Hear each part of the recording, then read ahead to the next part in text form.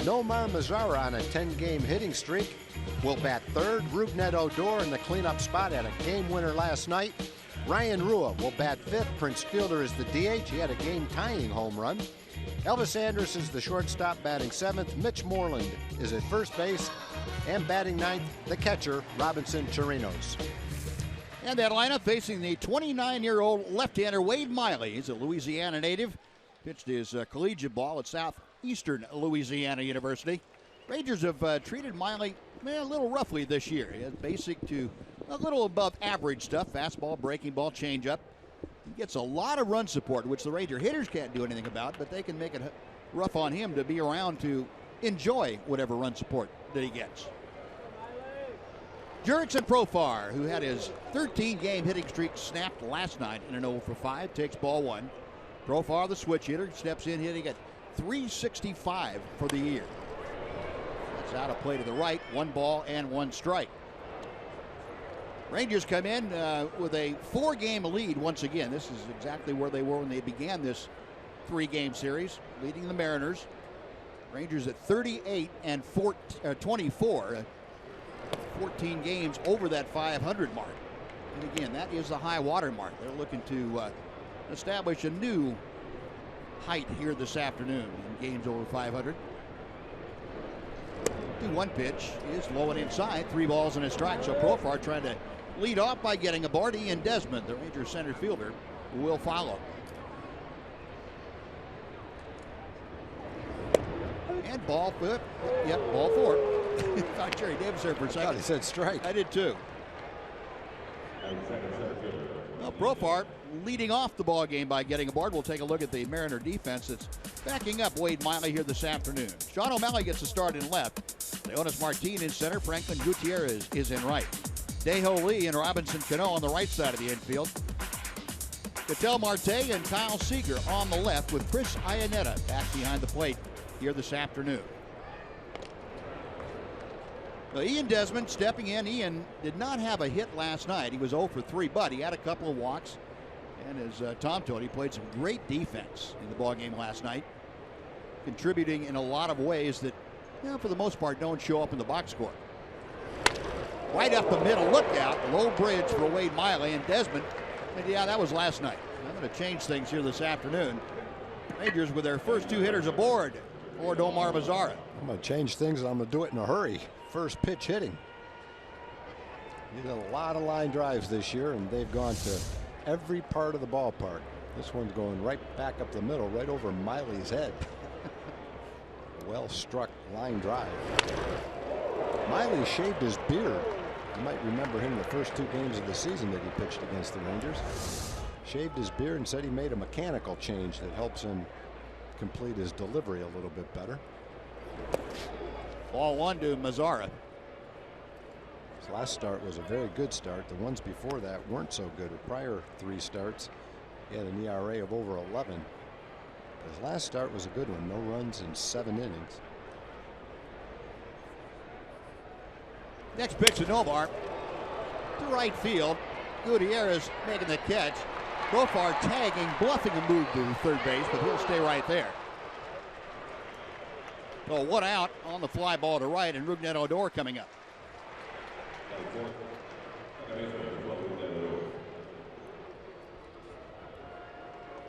Odor, the Ranger hero of last night's ball game, crunched his 10th home run of the year, leading off the 11th inning. Sent one deep into the night, in deepest right center field. That rookie getting a chance to back cleanup, and he hit that ball like a cleanup hitter last night too. That was not a ball that got a couple of rows deep in the seats. That went way back out in right center field. He's had 2 home runs since moving into the cleanup spot. He's taking that thing seriously. That was last Thursday when he first came over to the number 4 spot. Takes a strike. Mike Montgomery, who gave that home run up, had not given up a home run thus far in the season until that one. Said he was trying to get ahead of Ruggie with a fastball, and Ruggie was having none of it. And those get ahead fastballs sometimes go a long way. Give them to the wrong guy. Yep. 1 ball and 1 strike to Odor. Rougned now with 30 runs driven in, hitting at .268. Got Jurickson Profar out there at second. He and Desmond over at first. Rangers trying to get on the board early here this afternoon. This catches the inside corner, a ball and 2 strikes. That home run last night for Odor, part of a 3-hit night.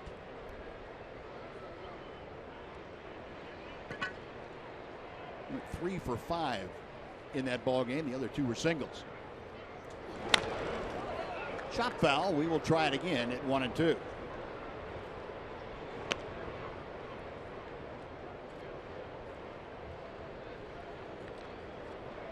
Nice afternoon. The clouds trying to break up overhead. Good crowd on hand. There have been between 36 and 37,000 each ball game in the first 2 in this series. 2-2 now. Mariners at home this year averaging about 27,000. Safeco Field with the roof open, a very pleasant venue for Major League Baseball. I was reading one of the newspaper columnists today, and he mentioned that with the roof, he felt that with the roof open, the ball wouldn't carry as well as it does with the roof closed. I guess we'll find out. But the way the hitters have been pounding the ball the first 2 games, it's carried pretty well. Of course, the balls have been hit extremely well, too. Odor can't check his swing. He is caught on strikes, and they're 2 gone. He carried pretty well last night with the roof open. Yeah. Yeah. You know, when you hit the ball like Moreland hit that ball, like Rugi hit the ball last night, and Fielder, it really doesn't make any difference, you know, how the ball carries in a certain park. Those balls are going out of any park. Yeah. It's the ones that look like they're popped up and just keep going and end up a row back that are the questionable ones. But most of the balls hit in this series, they were gone the minute they were hit. Ball Desmond hit smashed off the scoreboard in that field. Sure did. Dae-Ho Lee hit a couple of long ones. Well, there haven't been anything in the way of questionable home runs. They've all been hit well. Well, Ryan Rua had a home run on Friday night here. Pops that foul and out of play and finds himself now down in an 0-2 hole. Rua 1 out of 7 in the series. Overall a 283 mark. You see Ryan in the last couple of weeks of play swinging the bat with authority, a 341 mark. Rangers trying to capitalize by getting their first 2 men aboard.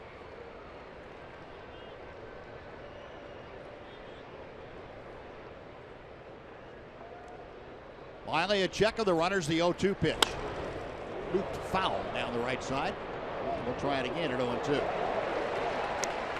Talked about the Rangers against Wade Miley this year. Miley has pitched to an 8.25 ERA in his 2 starts. Given up 11 runs in 12 innings of work. In his career, this is his 6th start against the Rangers. He is just 2-3. His ERA about 5.5. Well, he has not had a whole lot of success holding down the Ranger offense. And again, fought off foul by Rua. Rangers coming into play this afternoon, 3rd in the American League in scoring. They are behind both Boston and Seattle. 293 runs put on the board by the Rangers. They are 5th in on-base percentage, and that number continuing to climb. They're at 321. Batting average as a team in 4th at 266. 1-2.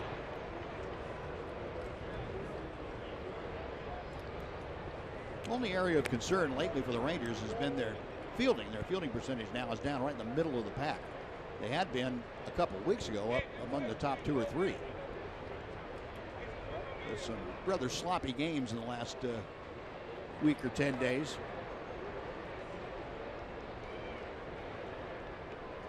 A ball and 2 strikes to Rua. Marte, the short wave for the out. And that will do it. So the Rangers get a walk and a single, but strand the 2 after a half inning. Rangers nothing, Mariners coming up on Fox Sports Southwest.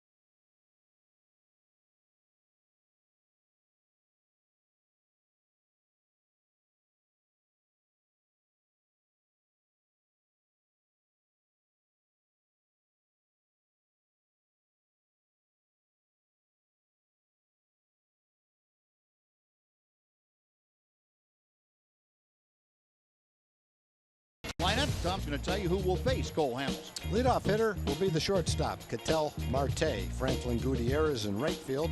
He'll bat second. Robinson Cano is third, followed by the DH, Nelly Cruz. Dae-Ho Lee, with 10 home runs and just about 100 at-bats, is the first baseman, batting fifth. Kyle Seager is sixth. Chris Iannetta is the catcher. Leonis Martin bats eighth in center field, and in left field, batting ninth, Sean O'Malley. And Cole Hamels, the 32-year-old from San Diego, making his 13th start. That ties him with Colby Lewis for tops in the ball club. 5-1 the record, although Cole on a downturn lately is winless in his last 3 starts.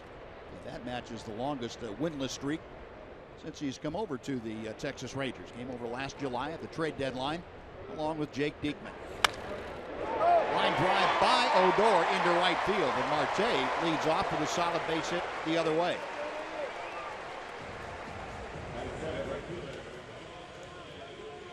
Take a look at the rest of the Ranger defense. It's delivered to you this afternoon by the New Braunfels Convention and Visitors Bureau. Well, Rua, Desmond, and Mazzaro left, center, and right. You saw Odor at second. He's joined by Mitch Moreland on the right side, Elvis Andrus and Jurickson Profar on the left side of the diamond, with Robinson Chirinos back in there behind the plate this afternoon. So 1 on, nobody out. Here is Franklin Gutierrez. Going to wait for a second. Ketel Marte needed his sliding pad in his hand. Sliding mitt. Yes, it is. Apparently that's got to be a dead giveaway, though. Guy says, "Wait a minute, we can't go any. I've got my sliding mitt on." Yeah, it seems like the first base coach ought to already have that out there. Gutierrez takes ball 1. Franklin Gutierrez at .242 for the year. 5 home runs, 15 driven in. He's had good success, as you can see, against Cole. 4 out of 12 with a home run.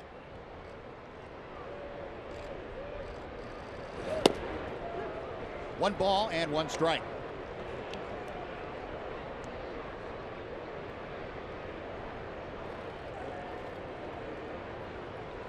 Hamels, as we mentioned, with the Rangers, 12-2 in his Texas career. This is his 25th start overall. 2-1. Against Seattle, Hamels making his 8th career start. 4-2 in the previous 7.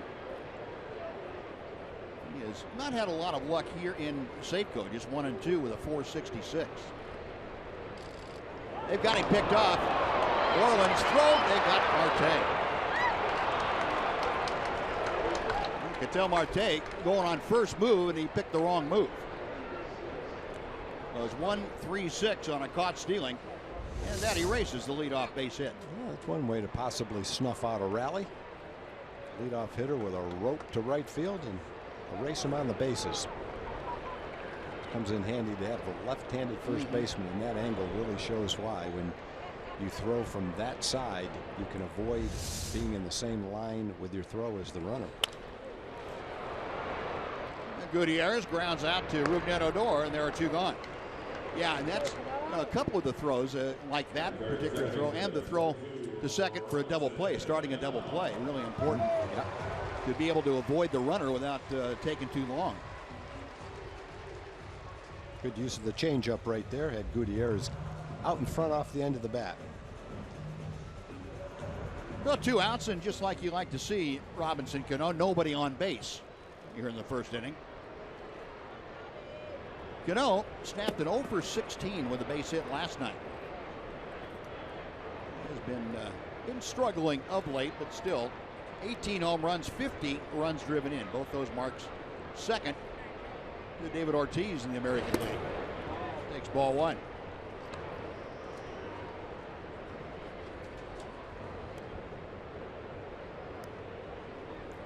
Cano is 4 for 21 against Hamels. And the Rangers have been able to handle Cano pretty well.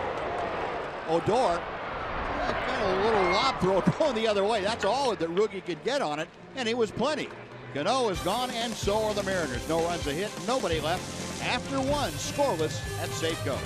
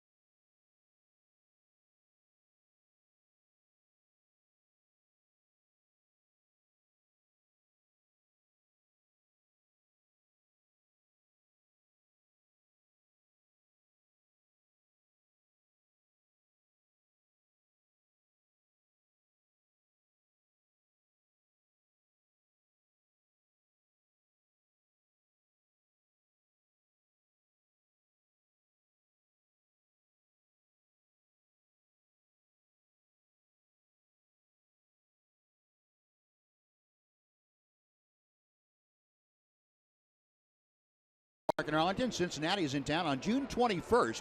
And that day, the first 15,000 fans in the ballpark will receive a Rangers yearbook. Yearbook includes player profiles and pictures of each Rangers youth baseball career. Get your tickets for the June 21st game. Just log on to TexasRangers.com or call 972-RANGERS. Prince Fielder, the number 6 hitter. And Jeff Bannister's order leading off here in the top of the second inning. Scoreless ball game. Fielder taking ball 1 to even the count. Prince, that dramatic 9th inning home run last night with 2 outs and a 3-2 count. Rangers trailing by 1.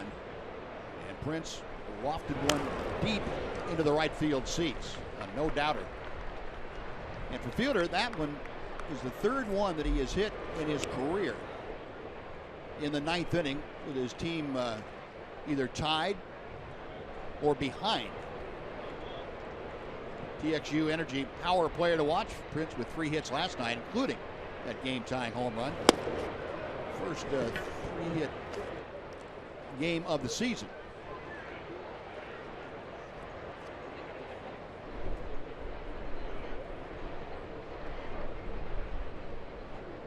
Three for 12 against Wade Miley is Prince Fielder. Checks his swing. 3 balls and 2 strikes.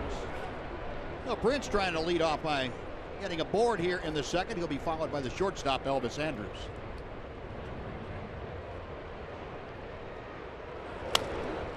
Prince hammering that pitch, but pulling it well foul. That one stayed in a little bit. If it got out over the plate, he was right on it.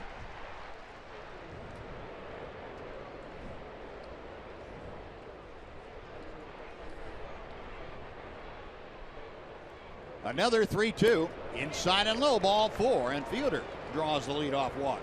Second straight inning that the Rangers have had their leadoff man aboard with a free pass. No, the first 2 starts that Miley had against the Rangers were his first 2 starts of the year. And you've mentioned, Buzz, that he didn't fare too well in those starts. He gave up 11 runs in 12 innings.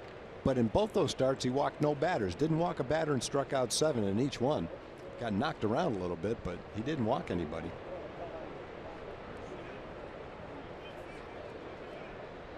Here's Elvis hitting at 273.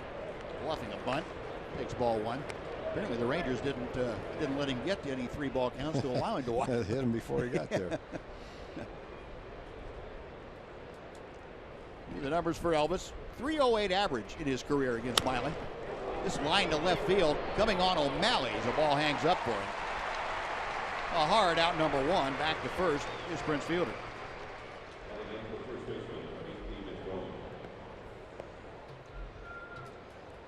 So 1 out now, and Mitch Moreland will step in. Mitch with the average back on the upswing, 221. Start of this series, he was down right around 210. So he has done some pretty good work in the first 2 games. Moreland 3 for 8. Takes a strike at the knees. Mitch brings a 4-game hitting streak into play here this afternoon. 2 home runs in those 4 games. Both those home runs coming on Friday night here. A ball and a strike.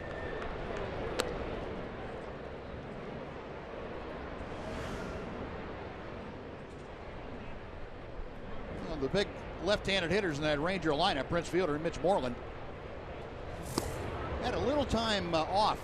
Jeff Bannister calling it unplugged them, and since he's plugged them back in, they've been pretty good. 6 games for Fielder hitting 348, and 4 games for Mitch, we told you, the 400 average. And the home runs have come back in vogue. 2-2. Miley, who doesn't use that slow curve nearly as much, almost exclusively to left-handers. We got Moreland out in front. Extreme overshift by the Mariners. Kyle Seager, the third baseman, playing up the middle a bit at the shortstop spot. Yeah, Marte and Cano divvying up the right side of the infield. In the dirt. Gets away, but not far enough for Fielder to try and advance. Full count to Moreland with 1 out. Mitch hitting 8th. He'll be followed by the Ranger catcher this afternoon, Robinson Chirinos.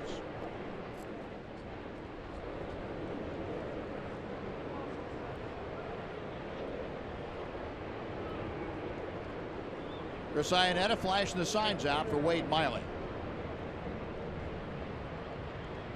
Payoff pitch. We'll try it again.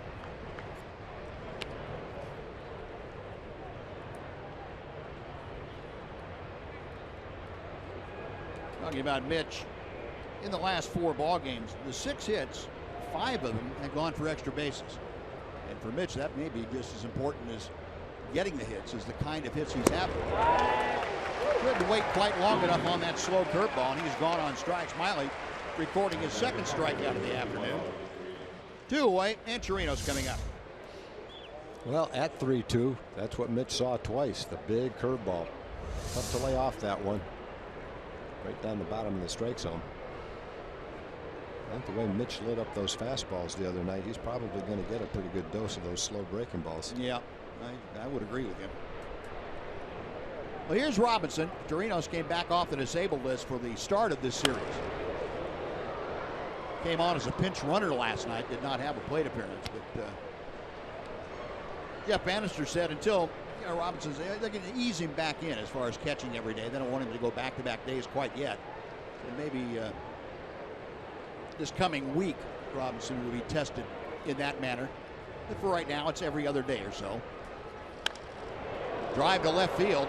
O'Malley to his left and makes the catch out near the warning track. That'll do it. Rangers get a leadoff walk to Strand Fielder.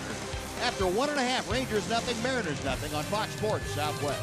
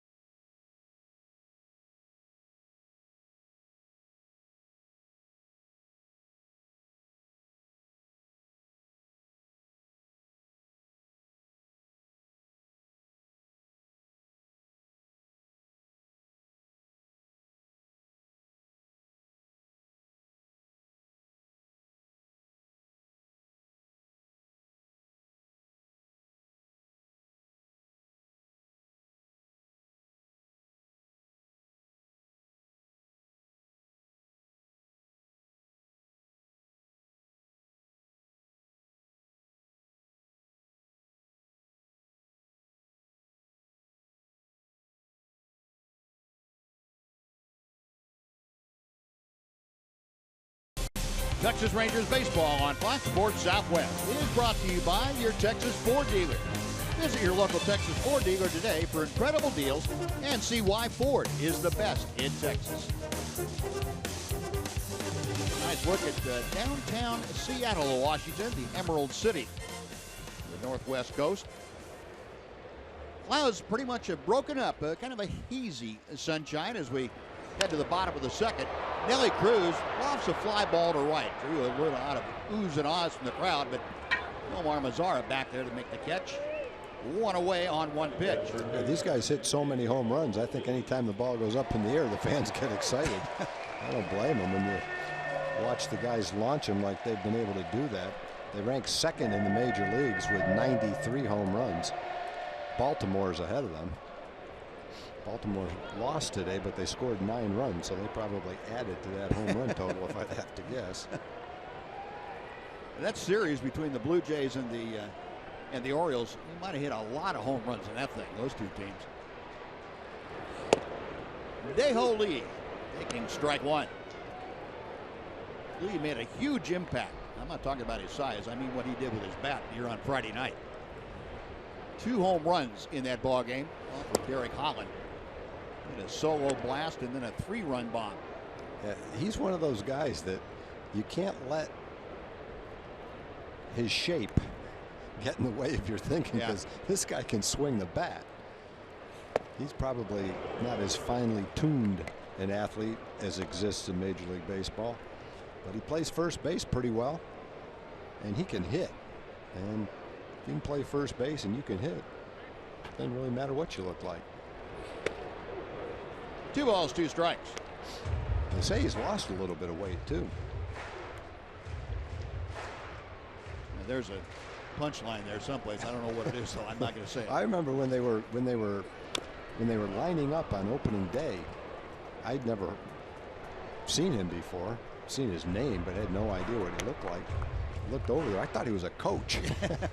I didn't know he was a player.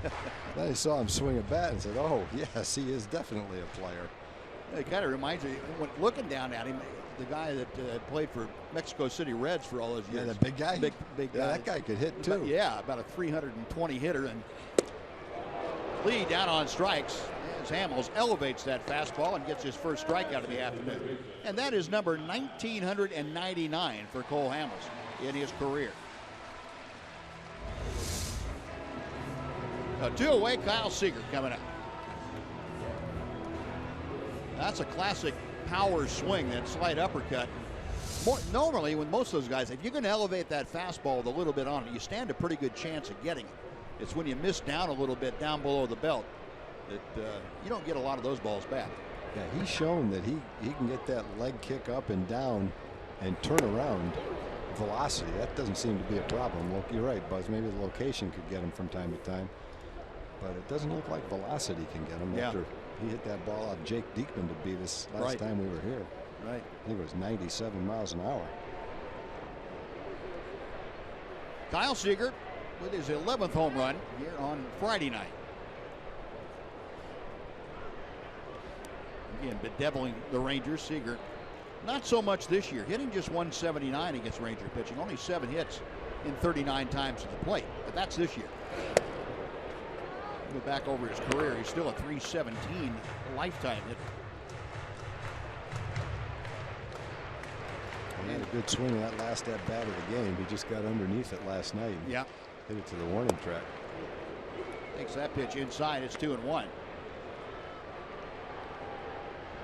Seager, along with Nelly Cruz and Robinson Cano, most home runs against Ranger pitching for the last couple of years. Gets this one well to center field. Desmond retreating. And halfway back the warning track, makes the catch, and that'll do it. It's a 1-2-3 inning. As Cole Hamels sends the Mariners down, we have finished 2, and we are scoreless in Seattle.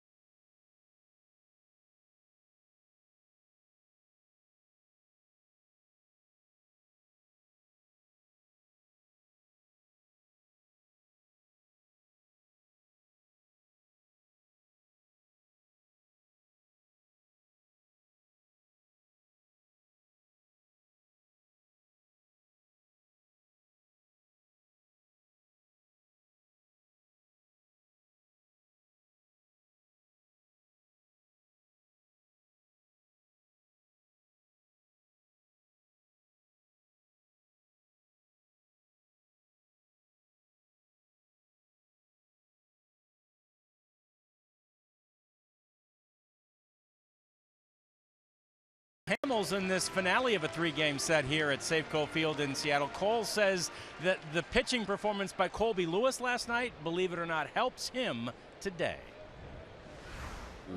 You get humbled with your teammates, because even though you might have a good game, another guy's gonna challenge you to do it again, and to make sure that in between those good games you're doing all your work, so that we can all pitch 34 starts a year, and that's what it really takes, is ultimately keeping each other in check, but also encouraging each other. And Cole was reluctant. He was a part of such great rotations in Philadelphia. He was reluctant to compare this one to any of those, but he said all of the great rotations have that. They all encourage each other and help each other just by their sheer performance, guys. All right, John, thank you. Yeah, great points. Certainly goes a long way to improving everybody in that rotation. Jurickson Profar tapping out to Robinson Cano, one away. And I would think on most teams, the hitting group is kind of like that, where guys get on each other to help each concentrate some more. I think what seems to happen with hitting is a couple of guys get hot, and you hear people say it's contagious, and I don't know whether it's contagious or you get a few people hot and it just takes the pressure off of everybody else and they can relax and hit. When no one's hitting, it just seems like everybody goes up to the plate feeling like, well, if I don't do it here, no one's going to do it. I better try to hit a home run. But the more guys that are hitting, the more the lineup relaxes, and I think just lets their own natural talent come through to be the hitter they can be.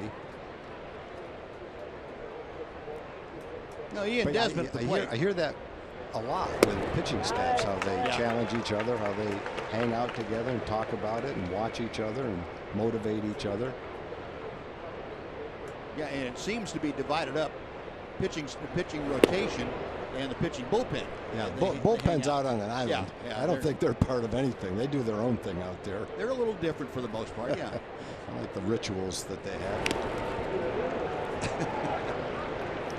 Yeah, there have been some bullpens that have been extremely superstitious, where you have assigned seating virtually every place. Well, John Wetland used to have his own little routines that went on out there. We could watch him, but you were never really in on him to know exactly what was going on.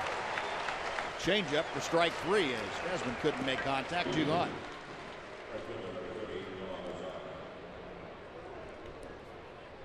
Well, Nomar Mazara coming up. Before he steps in, let's send it back to Rick Renner for a Chevy game break.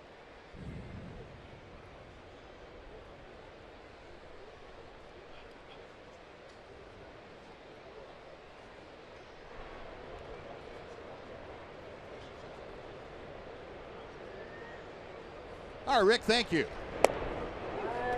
Breaking ball in for strike 1 to Nomar. Mazara skied out to right field back in the first inning.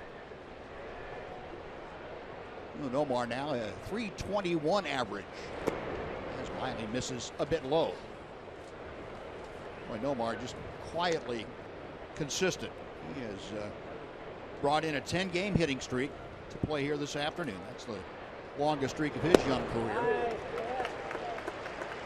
Take strike 2. Still the youngest position player in the major leagues.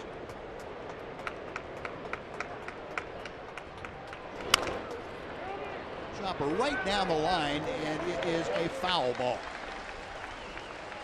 Tim Timmons, the first base umpire, and kind of waited to see if Jerry Davis, the home plate umpire, would make a call, and he didn't. So Timmons said, I'll call it foul. That's fine.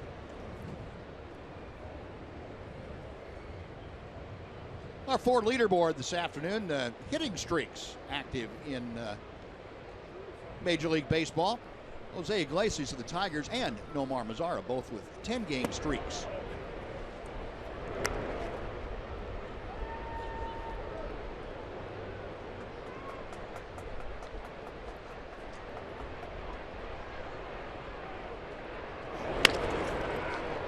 Jammed him a little bit, and Cano up with a roller. That'll do it. Oh, quick 1-2-3 inning. First time Miley has sent the Rangers down in order.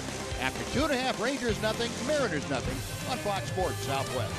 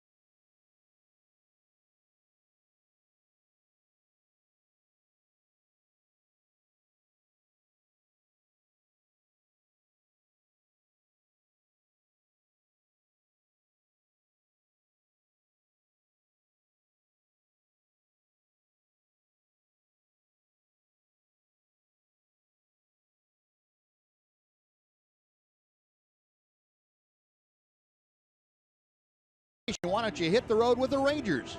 Rangers Destination travel packages offer you first-class hotel accommodations, great game tickets, a private meet and greet with the current Rangers player, a VIP ballpark tour, and a lot more. This season's trips include St. Louis, Boston, and Denver.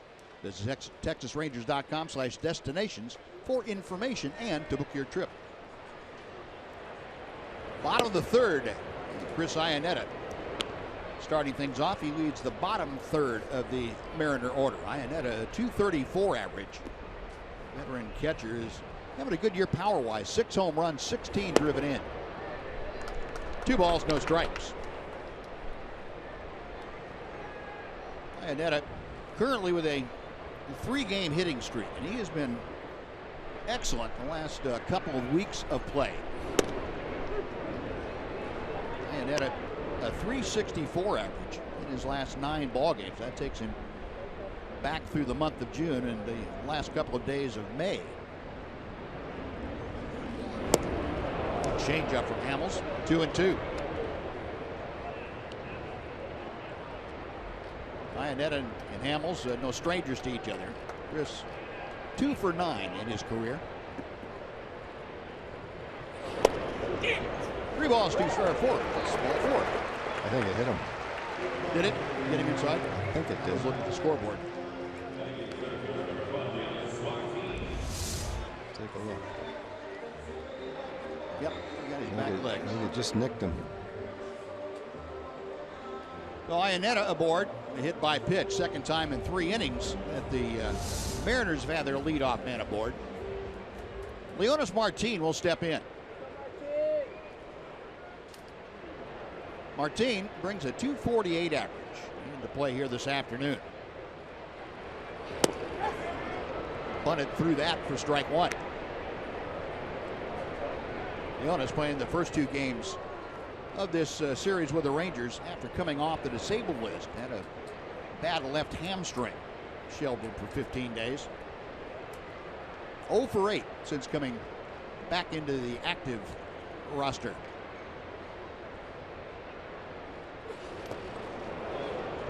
Nothing and 2.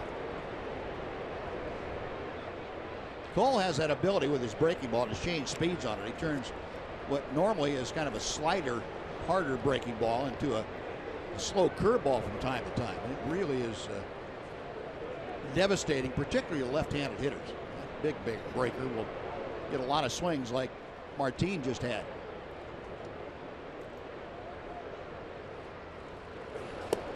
Got him. 3 pitches and good night. 1 out. That is strikeout number 2,000. So Cole Hamels joining a pretty exclusive group. There are the 7 now that are active and have reached that 2,000 plateau. CC Sabathia leading the way with 2,600.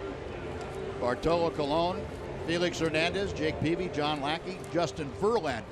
And now Cole Hamels added to that illustrious list. Well, congratulations, Cole.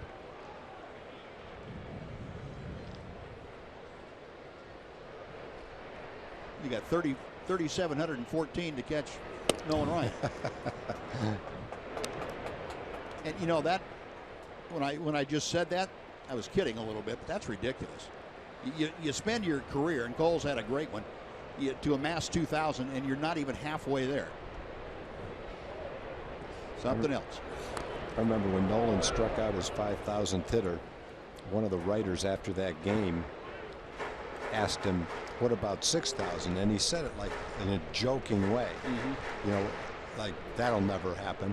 Obviously it didn't happen, but when he said it, Nolan never smiled. It's like, what, you think I can't strike out 6,000? Yeah, I can see him taking that as a challenge. Yeah, he took it like, you know, you're trying to insult me by telling me you don't think I can do that. Sean O'Malley fouls off the next pitch. It's 1-2 now.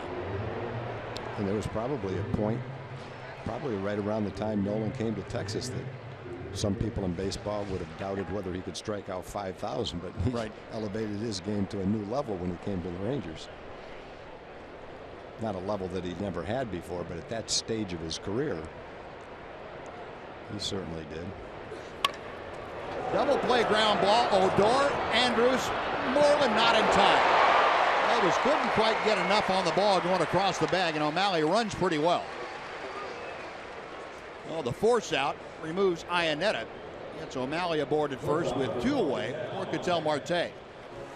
Now O'Malley really got down the line. Ball was hit hard enough and close enough to the bag where it looked like it would be an easy double play. Throw was not accurate, but it might not have been a double play anyway, even if it was a good throw. He got down there in a hurry. Go back to the top of the order. Marte opened the game up by singling to right field. And Hamels dropping that hook in for strike 1. Marte now at .280 average. Home run 14 driven in. For Marte, the single in the first, his first hit against Cole Hamels.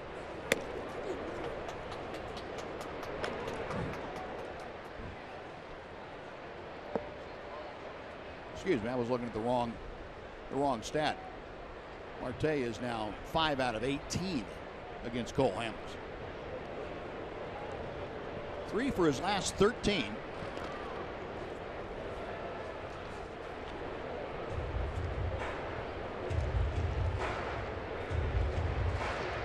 And if you didn't know before, you know now that Sean O'Malley runs pretty well. So Cole keeping a close eye on it. A ball and a strike. There goes O'Malley.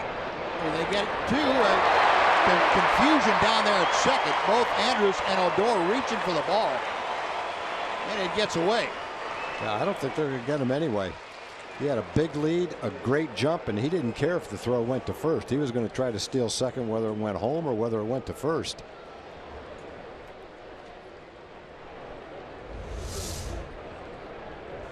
Big jump. Perfect throw on the bag, might have had him. But there's definitely a little bit of confusion as to who's going to catch that ball and make the tag. Well, and there was some confusion, too, from Mitch Moreland as to who to throw it to. Yeah. You saw both of them going together, and looked like he threw it to Elvis. Odor was the closer to the bag. Yeah, I think you're right, Buzz. I think he could have gotten rid of it quicker if he had one guy to throw it to. Now 1-1 now, the count with O'Malley out there at second. And Hamels deals a strike right at the bottom of the zone. 1-2. That play, by the way, went down as a stolen base for Sean O'Malley.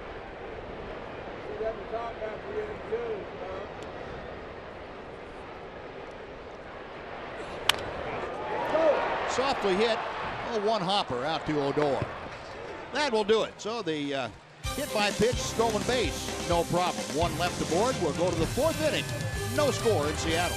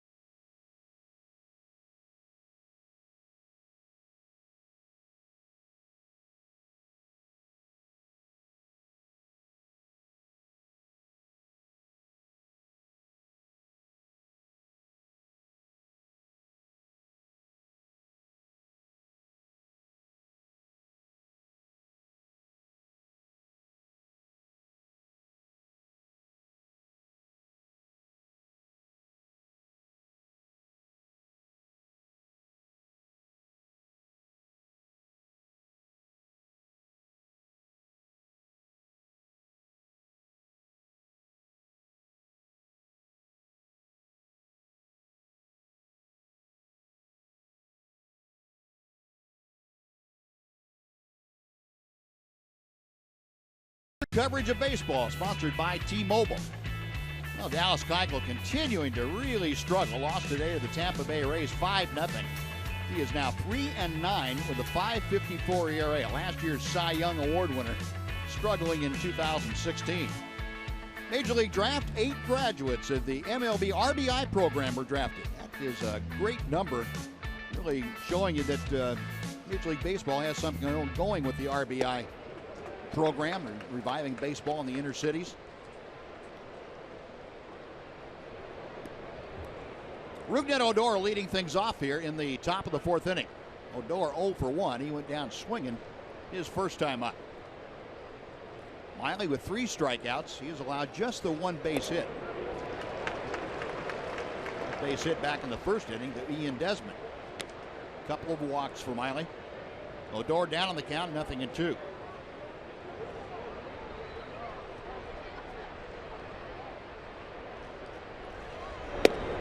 Called strike 3 at the outside corner with a fastball, and Rougned Odor caught window shopping. 1 gone.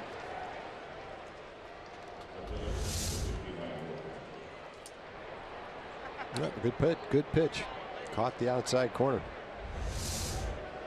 Saw how far outside Iannetta had set the target, and he had to reach back to the plate.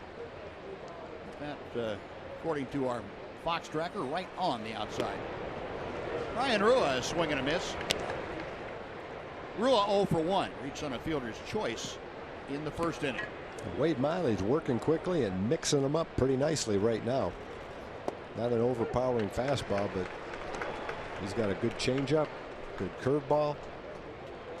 Pretty good idea how to pitch. When he gets on a roll, he can be tough. Wouldn't know it by his .527 earned run average. Mentioned this earlier, though. He said before his last game he felt like a mechanical change he made really helped him. Several starts before then he was getting bombed, but his last start he had 7 shutout innings and pitching pretty nicely so far today. Yeah, and whether the mechanical change made all the difference or not, just that he felt it did, is the big thing, bringing the confidence back to him. Right. I'm sure hitters have the same thing that pitchers do. There's a base hit by Rua. Second hit of the afternoon for the Rangers. You know, hitters, I remember, can work something out and say, "Oh, I found it now. I got that." And it may not have been anything. Yeah, and you yet watch you it, think you can swing it better. Can't see any difference, but if it's in your mind that there's a difference and it's positive, you're right. Can work. Rua aboard with a 1-out single. That brings up Prince Fielder. Other people will say it's the fact that he shaved his beard off, allowing him to get through his delivery a little bit better. Could be. Redistribute the weight a little bit. Prince takes a fastball for strike 1. Fielder drew a walk leading off the 2nd. An average at 204 for Prince. Fielder with that 3-hit night last night. As things on the rise at 23 of the last 27 games. Now 24 of the last 28 games. Prince has been on base, either by a hit or a walk.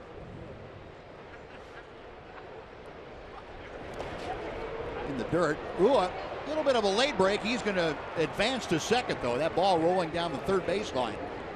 Iannetta blocked it, but ball skittering away far enough to allow Rua to advance on the wild pitch. I think Ryan at first couldn't tell exactly how far that ball was going to bounce away. Right here, it's kind of close to Iannetta as it rolls away. Then he realizes he can go. Fielder rolls one down to Dae-Ho Lee. That's out number 2. On to third goes Rua. He's there now for Elvis Andrus.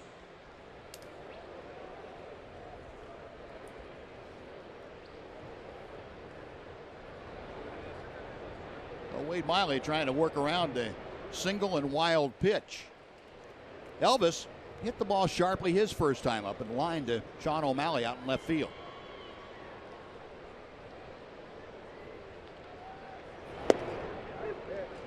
Nothing and 1.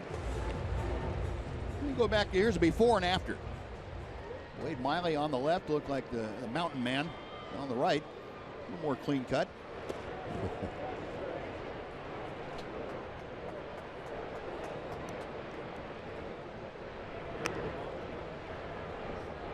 you'd have to say the results would indicate that that's made a difference. Yeah. Until he gets bombed again, you probably won't see that Beard return. Hard hit by Seager down the line. Rule will score. Elvis going for extra bases, and O'Malley digs it out of the corner. Elvis Andrus with the RBI double. Rangers on top 1-0. Second ball that Elvis has hit right on the button and finally has something to show for it.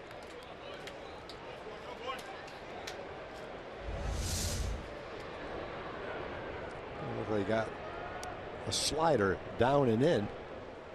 Not a terrible pitch, but a good job of hitting.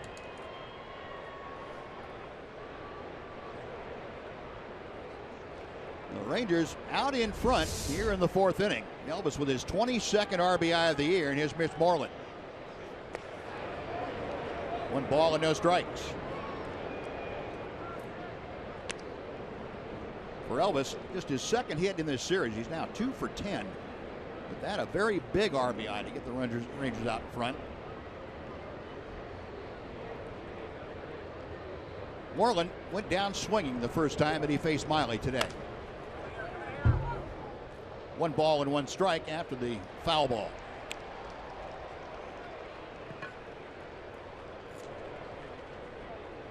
Well, the Rangers, as we talked about in our pregame remarks, opportunity to do several significant things.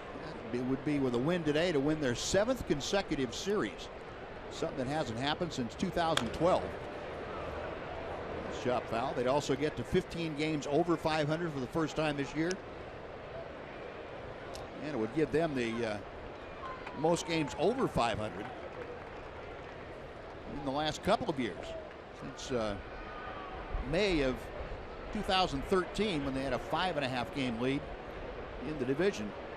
A 5-game lead with a win today would get close to that. There goes Elvis, and the pitch is top foul. Well, Elvis will retrace his steps, and we'll try the 1-2 pitch again. Miley not paying much attention to Elvis, and Elvis just got that walking lead and kept right on going.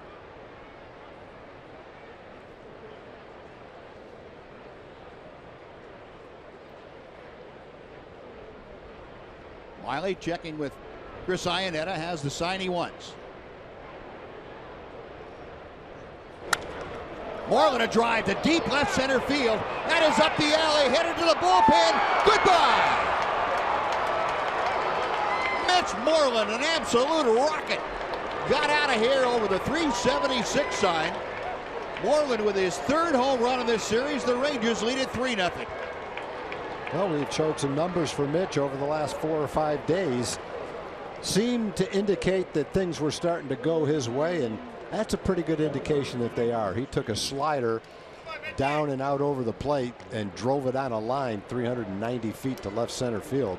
That's a pretty good sign that Mitch is seeing the ball, staying with it, and looking a lot more like his old self. You could have hung a month's worth of washout on that line drive. It was a frozen rope. So a 3-0 Ranger lead as they strike quickly with 2 outs. Down and away. Maybe not as far down and away as he wanted it, but right at the bottom, lower right of the strike zone, where that pitch was, the kind of breaking ball that it was, didn't look like the kind of pitch that would end up leaving the ballpark like that.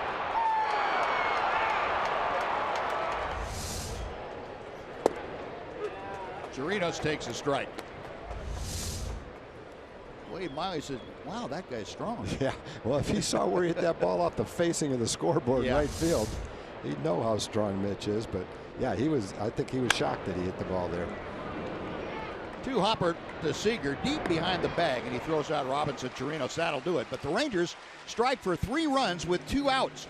An RBI double by Elvis, and the 2-run Mitch Moreland home run will go to the bottom of the 4th. 3-0 Texas.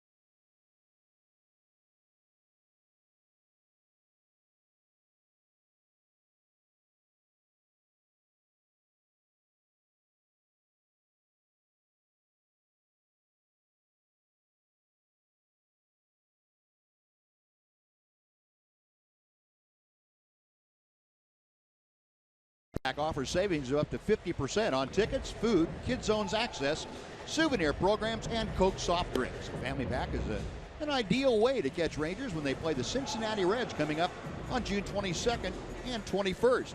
Visit TexasRangers.com/special to get your Coca-Cola Family Pack today. Probably the largest crowd on hand here tonight of the 3 games we played. Beautiful afternoon in Seattle. Rangers enjoying the scenery. They have jumped out to a 3-0 lead as the Thunder struck very quickly. Elvis a 2-out run-scoring double, followed by Mitch's blast into the bullpen. Well, Cole Hamels with a lead to protect now faces Franklin Gutierrez to start off the bottom of the 4th. Gutierrez ground ball to second back in the 1st inning. Cole Hamels with 1 hit given up, a couple of strikeouts. He's reached that 2,000 strikeout plateau in his career now. 2-0. Cole with 38 pitches under his belt, 23 strikes, 15 balls.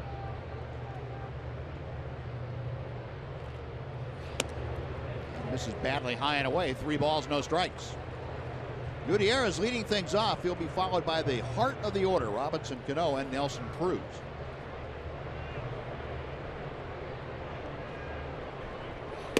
Four-pitch walk. Puts Gutierrez aboard. That's not exactly what Cole had in mind. No, I don't think so. Not after you score 3 runs. Come out, hadn't walked a guy in 3 innings. Throw 4 straight balls.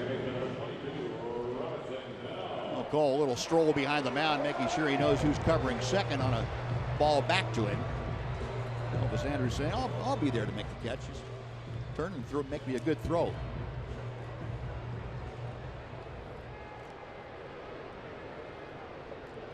Robinson Cano grounded out to Odor in the 1st. Cano steps in now, hitting at .291 for the season. Ball 1. Now our Kubota power stats, talking about Cole Hamels. 5.75 strikeout to walk ratio the last 3 starts against these Seattle Mariners. 23 strikeouts, just 4 walks. And he gets a strike there to Cano. Steel pitch tracker showing you that just cutting the outside corner in half.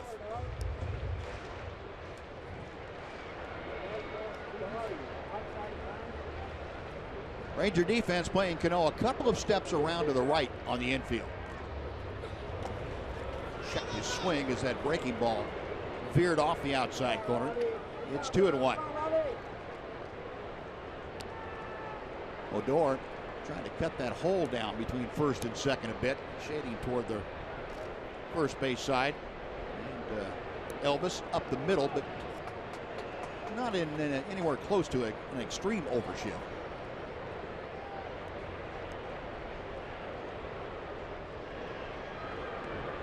Hamels set for the 2-1 pitch. To left field, hang it up for Ryan Rua. That is out number 1. Go back to first Gutierrez. Now Nelly Cruz coming up.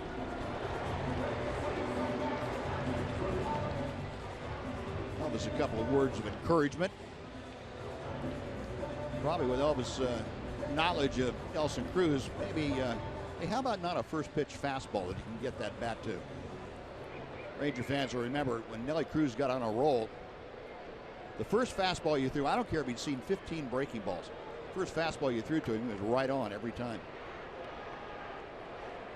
Fly ball to right his first time. Looks like a cutter down and in for ball 1.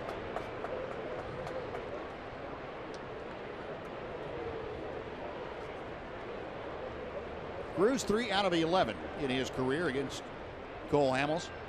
You see Nelly this year having much better luck as a DH. Last year was just the reverse. He was better when he was playing the outfield with his average, but this year the opposite. 336 average as a DH coming into play. 230 as a right fielder. 2-0 pitch.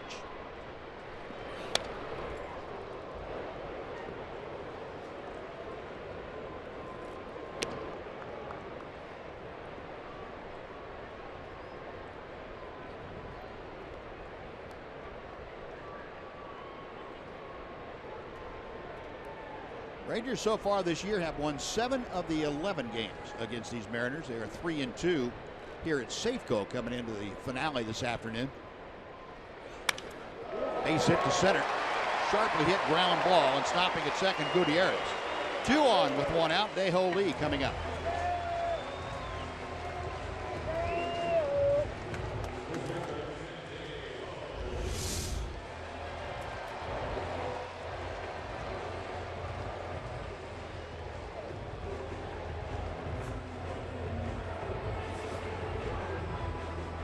Cruz, an excellent low ball hitter. You get that pitch out away from him, and sometimes you're fortunate just to get the ball back. That ball was scalded, but on the ground. Dae-Ho Lee went down swinging the first time that he faced Cole Hamels. Lee with that .305 average. Fouled back and out of play for strike 1. Dae-Ho Lee, not your typical rookie, 34 years old, and how about 21-year-old Nomar Mazara? Are 2 of the top Rookie of the Year candidates here at the early going. Mazara, that .322 average, and Lee came in at .308. Yeah, if they keep playing the same way, Lee's going to have a hard time catching up because he's pretty much facing left-hand pitchers. He's not getting an opportunity to play quite as much as Nomar. But per at bat, he's doing a pretty nice job. Nomar out there in right field. Yeah, Nomar, the everyday outfielder. I was going to say right fielder, but when Shin-Soo Choo comes back, which may be very soon, as a matter of fact, probably move Mazara over to left. Pitch got in on the fist and then down on the foot of Dae-Ho Lee.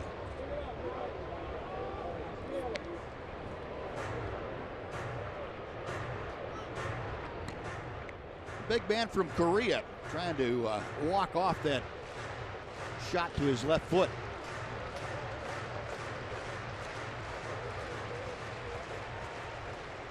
Two on with 1 out. Rangers with a 3-0 lead. And Cole Hamels trying to extricate himself from a little bit of hot water. The 0-2 pitch. Steady. Little inside spin to check on Gutierrez at second.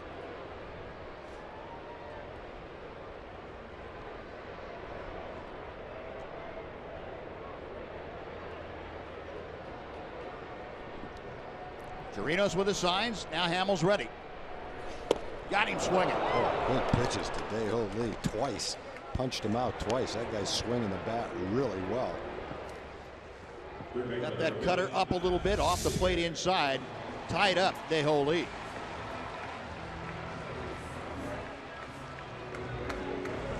Got him confused today. 3rd strikeout of the afternoon for Cole Hamels. 2 gone now, and Kyle Seager coming up. Seager skied out to center field as he finished off the 2nd inning this afternoon.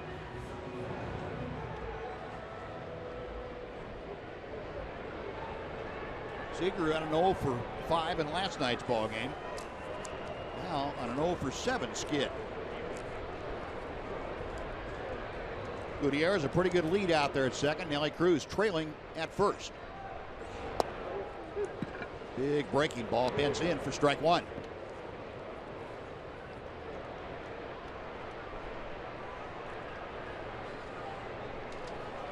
Good look at the Ranger defense. Elvis Andrus now just on the barely on the first base side of second. Erickson Profar about 25 feet off the line at third. Popped up. Profar shading his eyes with his glove. Puts it away, and that'll do it. So Hamels able to work around the walk and the single. 2 stranded for the Mariners. On to the 5th we go. Rangers leading 3-0.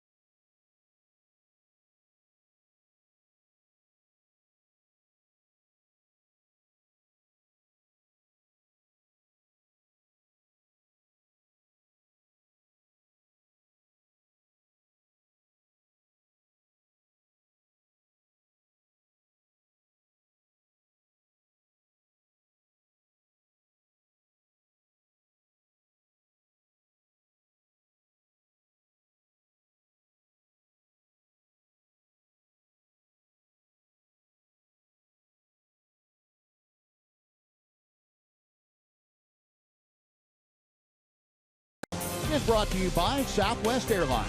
Transparency, low fares, nothing to hide. And by Mazda. In every car we make, you'll see why driving matters. A nice sunny afternoon here in Seattle. Rangers leading the Mariners 3-0 as they come to bat here in the top of the 5th inning. It'll be the top of the order, Jurickson Profar to face Wade Miley. Profar walked in the first, grounded to second in the 3rd inning. Rangers 3 runs on 4 hits. They put 3 of them together for their 3 runs last inning. 2-0.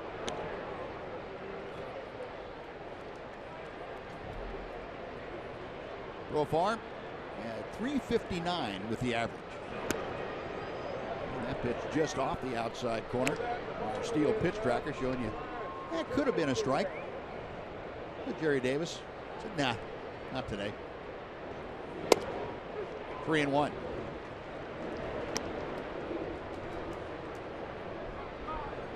Finally with 81 pitches now as he works here in the 5th inning. And he loses Profar. Jurickson draws his 2nd walk, leading off the 5th inning for Ian Desmond.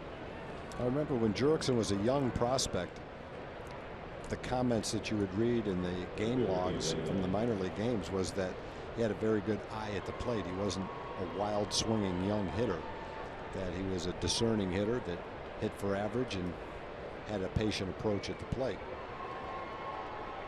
We're seeing that in this particular game with 2 walks and 3 at bats. Ball 1 to Ian Desmond. Yeah, when Jurickson first came to the Rangers, first foray into the big leagues, 2012 and 2013, I don't think he brought that with him necessarily. He was a little bit over anxious, and you can understand why. Yeah, that's understandable. Ball 2. But he sure seems now that the enforced time off, the 2 years that he had to deal with all the injuries, he is very, very comfortable with himself now as a ball player. Yeah, and I think he's getting comfortable with the success he's had as a leadoff hitter on the team with the best record in the American League. It's giving him confidence and getting in a groove, knows he's going to be in there every day.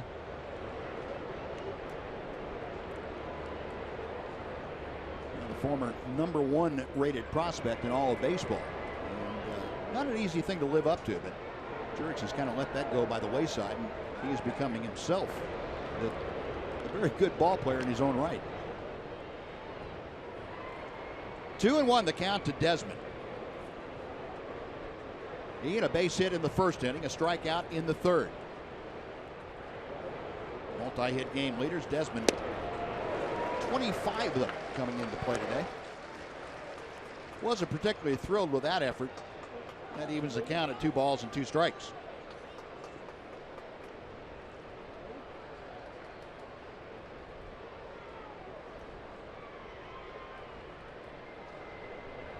Miley okays the sign, checks on Profar. Well, line drive to center. It's holding up, though, from Leonis Martin, and he makes the catch. That was a rope. That was good defensive placement right there. Martin playing over in right center field, and a couple of those pitches in that at bat were off-speed pitches. But Martin was still playing over in right center field, and it's a good thing he was, because he wouldn't have had time to get to that ball.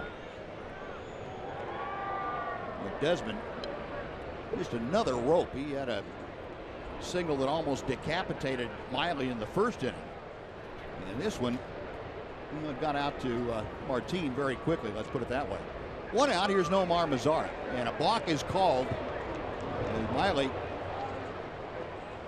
called for the balk, and first base umpire Tim Timmons saying that Miley had that front foot, his lead foot, crossed over the direct line from his back knee to the pitching rubber to the to first base.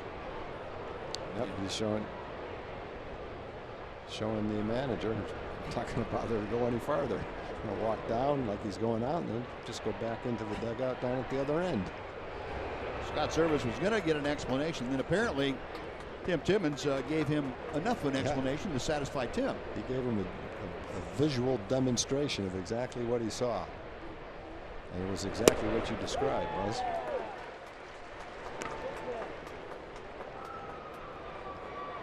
Well, that balk, and now the Rangers have Profar in scoring position with one out. 0-1 to Nomar Mazara. Mazara has flied out, grounded out this afternoon, 0 for 2. It's a lashed foul the opposite way. 0-2.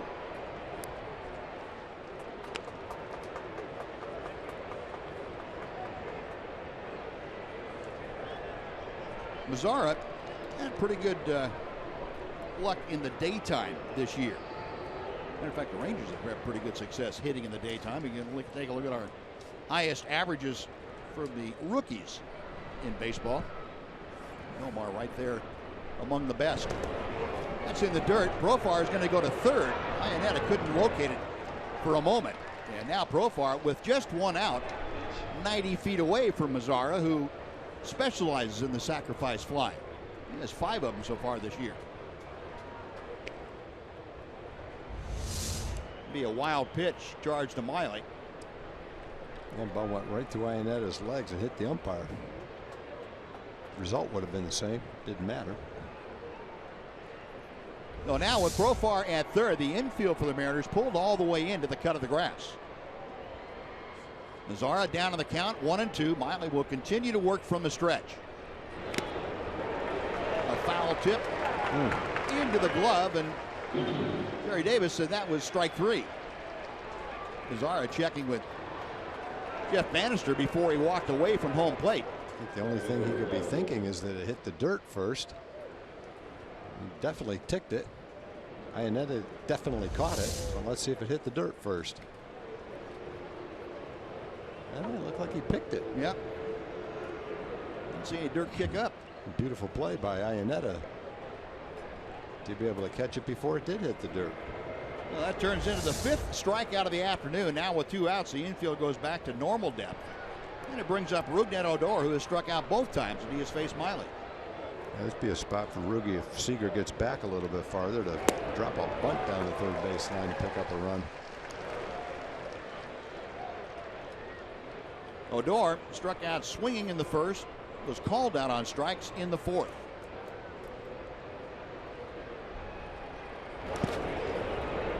Nice stop by Iannetta. 1 ball and 1 strike. Coming into play today, Odor was 2 for 6 against Miley. So he had not shown any signs of having the difficulty before that he's had today with it.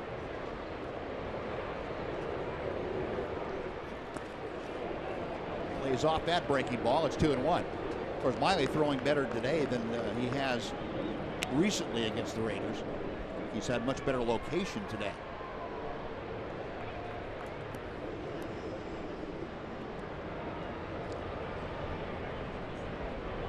.95, the number of pitches that he'll throw right now. Leaves that breaking ball inside.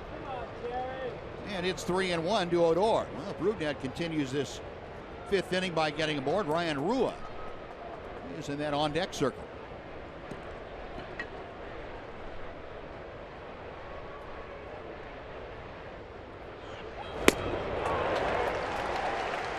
Did not go to the straight fastball. Nope. 3-2.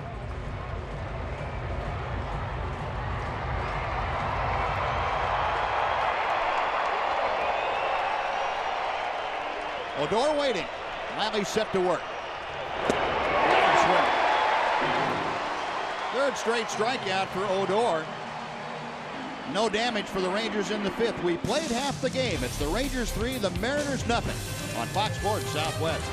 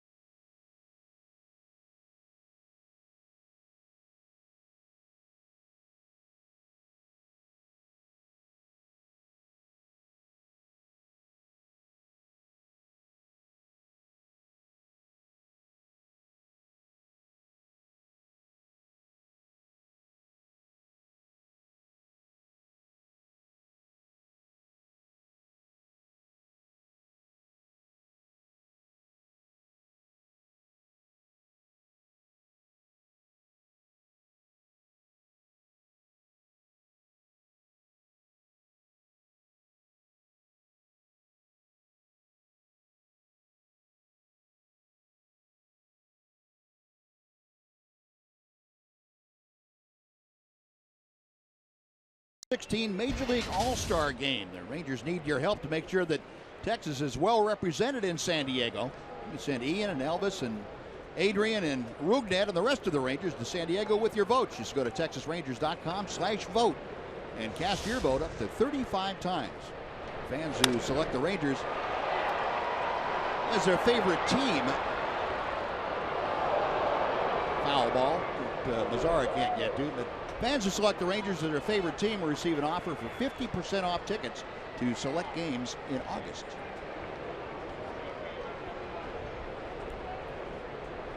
Chris Iannetta with that long foul ball, leading off the bottom of the 5th inning. Iannetta hit by a pitch, his first time to the plate. Cole Hamels has allowed Iannetta to reach base. Also 3 other Mariners on a couple of hits and a walk.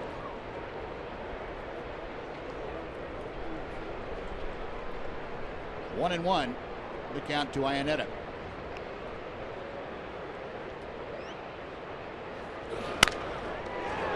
Like a broken bat. Profar slings it over.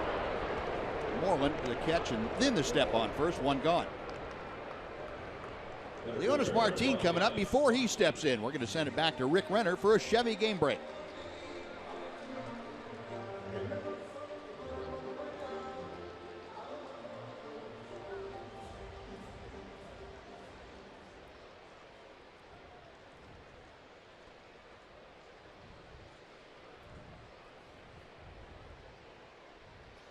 All right, Rick, thank you. Yeah, Leonis Martin, a strikeout in the 3rd inning as he faced Cole Hamels. Hamels with 3 strikeouts today, now 2001 in his great career. Pumps in a strike to Martin. It's 1 ball and 1 strike. Leonis, of course, coming up to Seattle in the trade in the offseason that brought Tom Wilhelmsen to the Rangers. Ouch. Foul ball right down on his front foot. 1 and 2.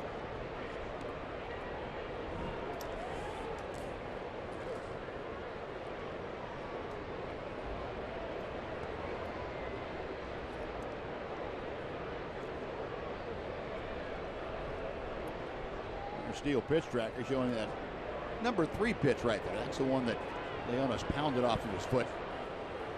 See if Cole comes right back there.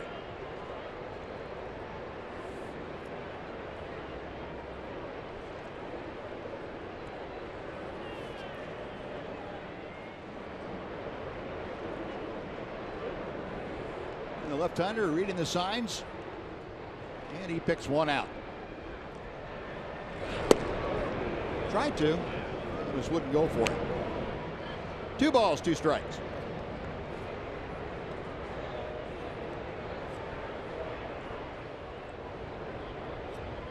Tom told you last time, Martin, 9 home runs. That's the most he has hit at the big league level already. He has really done a good job for the Mariners. They have been very, very happy with his acquisition. Suffered the last couple of years of the Rangers from injuries. Kept him out of the lineup. Lost his starting spot last year to Delino DeShields.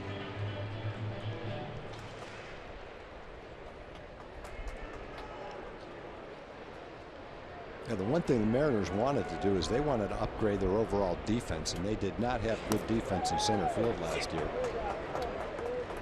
Martin, one of the better defensive center fielders, one of the best throwing center fielders for sure, and that's why they wanted him. He's come over and actually hit much better than they probably anticipated. He's had 9 home runs already, and somewhat patient at the plate. Probably a little bit better walk percentage than he's had before too. He's not going to have a right foot left if he keeps doing that, though. Second time in this at bat. And Cole Hamels, to Cole's credit, has given him every opportunity to pound that ball off his front foot. Trainer's not coming out. Oh, there he comes. That's one way to slow down a speedy center fielder.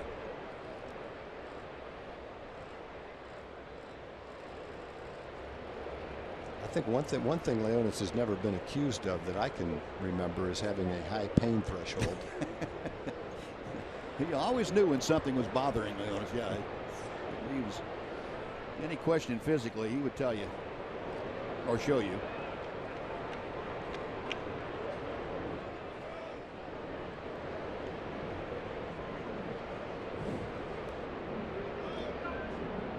Trying to stomp around and get that thing to quit hurting.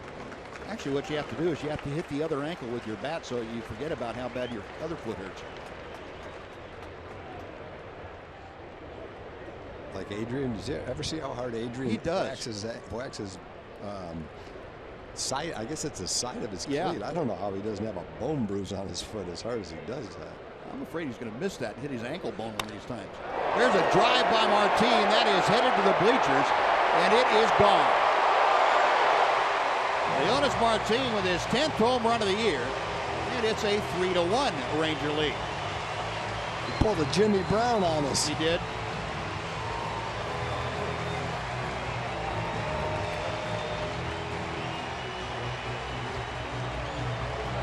Home run for Martin.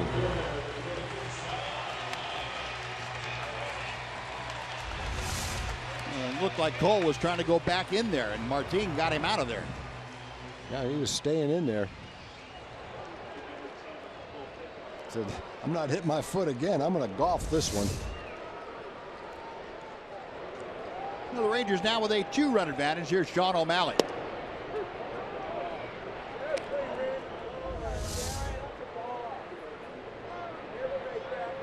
Much doubt about that once it left the bat. Look out. That bat flying all over the place, and Profar picks up the bat after he throws the ball to first. Jurickson doing it all on that play. 2 gone.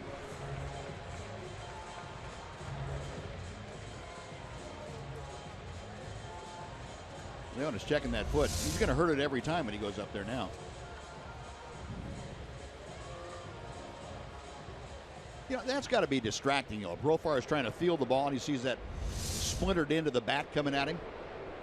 Well, yeah, it's hard to concentrate only on the ball, and you don't know exactly where the bat's going to go, and the bat is a lot more dangerous than the ball. That thing is almost like a knife coming at you when it's just a slim edge spinning through the air like that. See it stick in the ground so many times, a very sharp edge. That's dangerous. It's like a javelin sometimes. Yep, it's dangerous. Ketel Marte, a base hit in a couple of trips. First inning single. In the 3rd inning, he grounded out to second. Got 2 out, bases empty. Mariners have gotten on the board. The strength of Leonis Martin's solo home run. 2-1.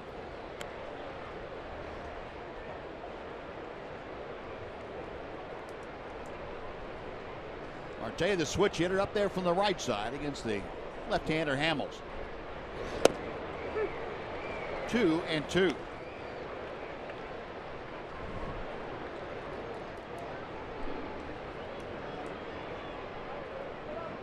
that, some of that ethyl chloride, that freezing compound. Fouled away. I think they got rid of that. I did too, but he's freezing, throwing something on there. It used to be the cricket killer.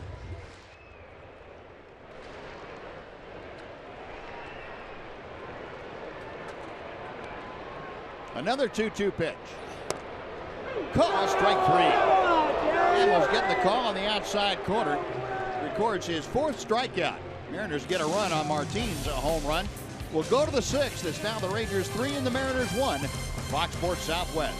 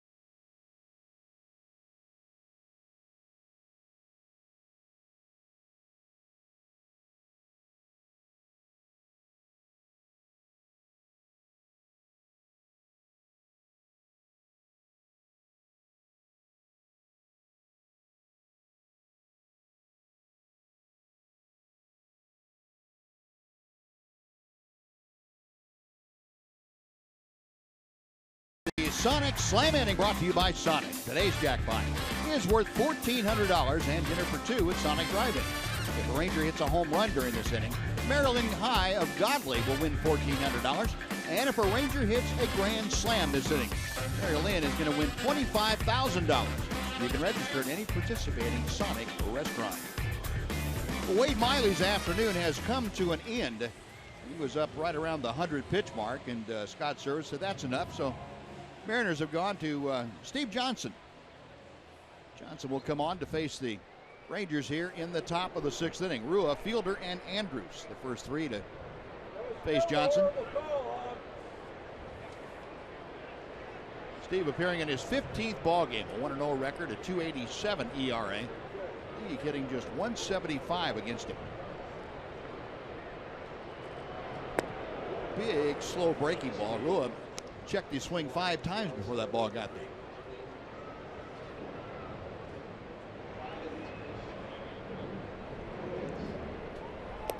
Low and outside.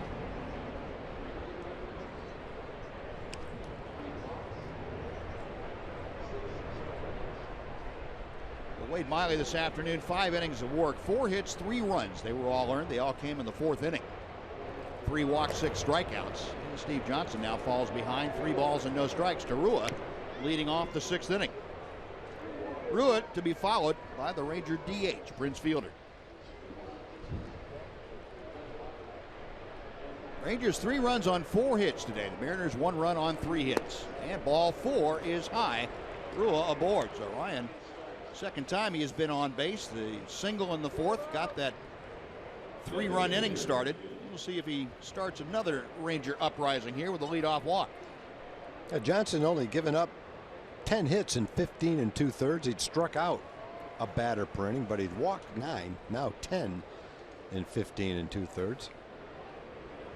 He's pitched around those walks for the most part. See if he can pitch around this leadoff walk. Rua going to second. The throw not nearly in time. Rua had a walking lead. That's a jump and a half right there. Man. The thing that I won't say has surprised me, but that has been very impressive with Ryan is his base running. Yeah. Very alert on the bases. He frequently, aggressively takes an extra base. Incredible jump on that steal right there. And he is in scoring position now for Fielder. 1 ball and 1 strike as Johnson comes back and hits the outside corner. 6th stolen base for Rua. Yeah, 6 for 6. He's doing a lot of nice things for the Rangers.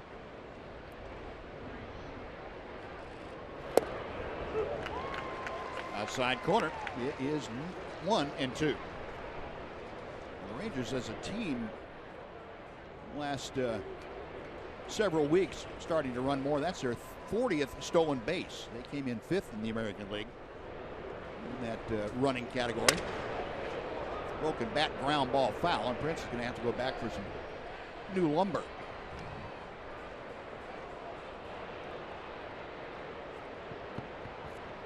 Fielder a walk in the 2nd, ground out to 1st in the 4th inning. Trying to at least advance Rua to 3rd. Pull the ball to the right side.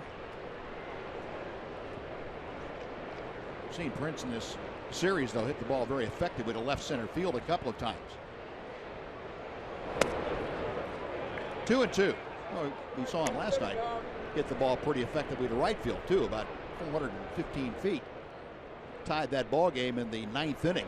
Rangers went on to a 2-1 11-inning win.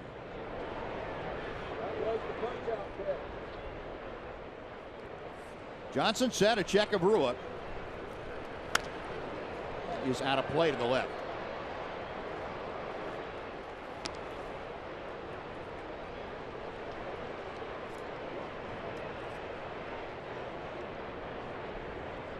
Fielder with 3 home runs in his last 11 ball games. He's driven in 6 over that time period. He's starting to get things back in order. 3 and 2. Prince trying to get aboard to join Rua. Elvis Andrews, the Rangers shortstop, waits in the on-deck circle.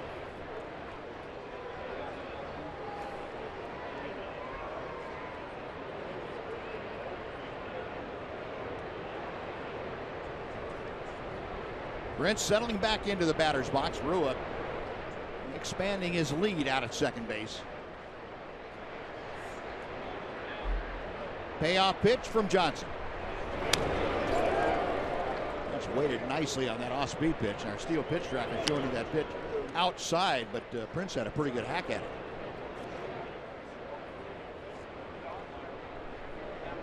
Ninth pitch of the at-bat coming up.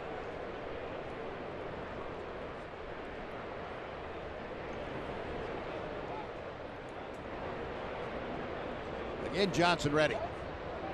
Oh. Fortunately, Ketel Marte, the shortstop, wasn't breaking immediately as Johnson spun around to the inside.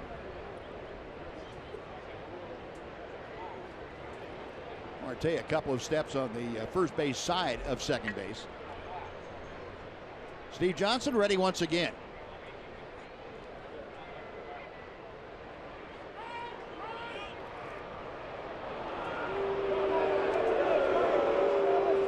Davis granting Prince fielder time. I believe it was Prince who asked for time.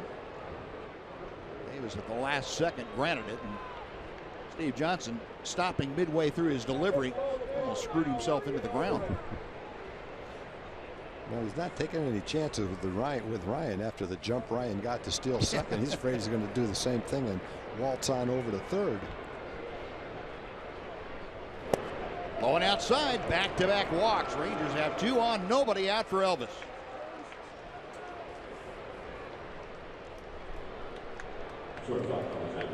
No, Rangers getting to this bullpen. They did it last night a little bit. A blown save, the 10th blown save of the year for the Mariner bullpen as Cishek gave up the 2-out home run to Fielder.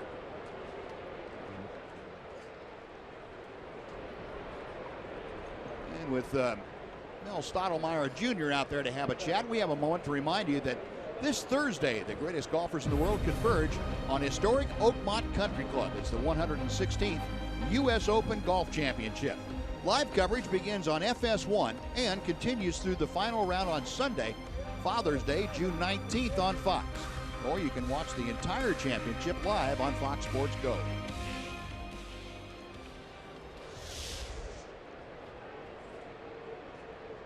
A conference concluded. Elvis at the plate has had an RBI double in line to left field. And he has a base hit to left. Rua being waved around third. O'Malley with the throw to the plate, not in time. Rua able to slide in safely. And Elvis Andrus with his second RBI of the afternoon. The Rangers now lead it 4-1. You haven't watched, again, talking about Ryan Rua the last few years. I don't think he's ever been faster than he is right now. Maybe it's always been the same. He just seems like he's kicked it into a different gear, running speed-wise. He's flying going around third base here. Ball's not hit that hard. O'Malley comes up throwing. Makes a play out of it at the plate. He really charged it, so he doesn't have a long throw. And a nice slide by Ryan to get home with that big insurance run. And that base hit is going to knock Steve Johnson right out of the game. So Scott Service out there. He wants the left-hander to come in. Got a pitching break here at Safeco Field. Rangers on top 4-1. We'll be back right after this.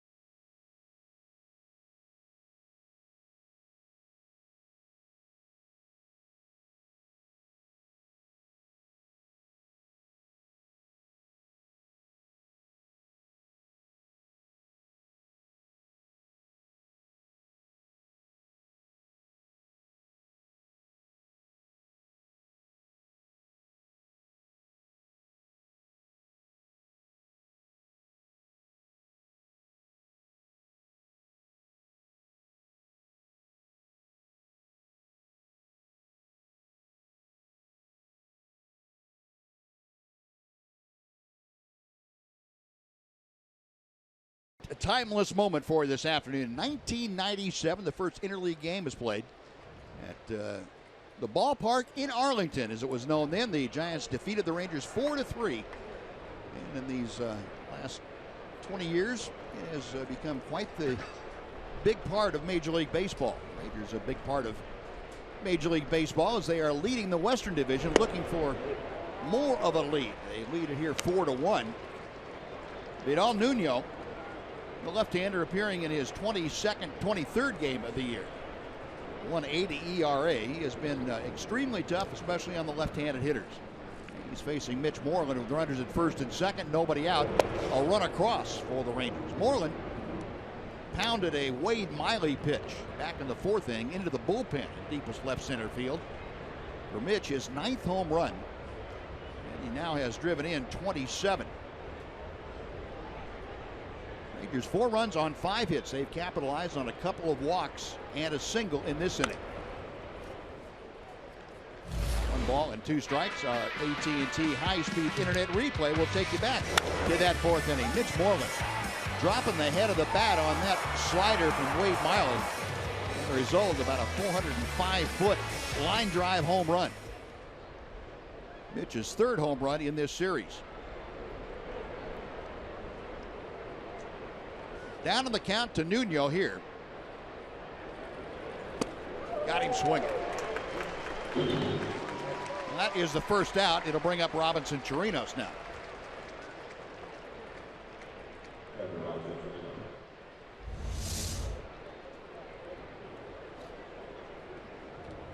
That high breaking ball, it kind of spun up there, but Mitch not able to turn on it. Robinson Chirinos has flied out and grounded out. He's got Prince Fielder at second. Elvis Andrus at first.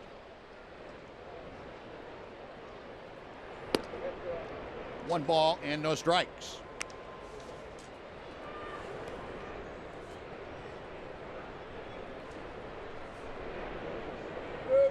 Robinson currently hitting at an even 200. Nuno a check of second. That was fouled out of play.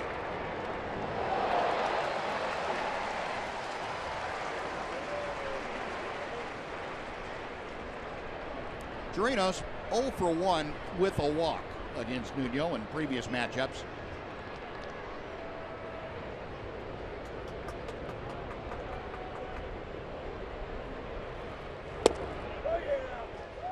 A little bit inside, according to our steel pitch tracker and Jerry Davis. Tim Timmons down there at first being asked to rule on the check swing, and he said no swing. No, it's 2-1.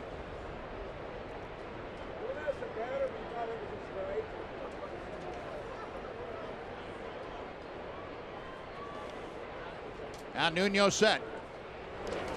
In the dirt, 3 balls and a strike.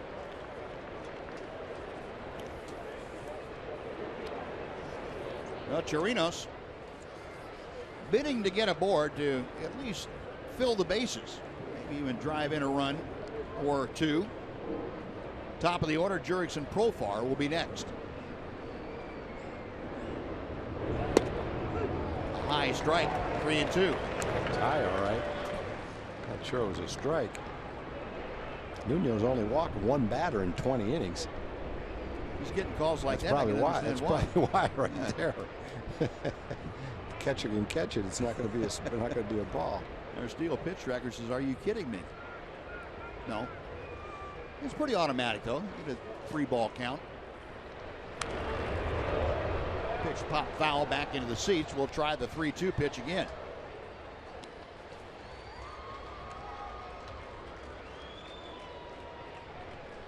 Now Robinson's still looking for his first hit since getting back into the lineup.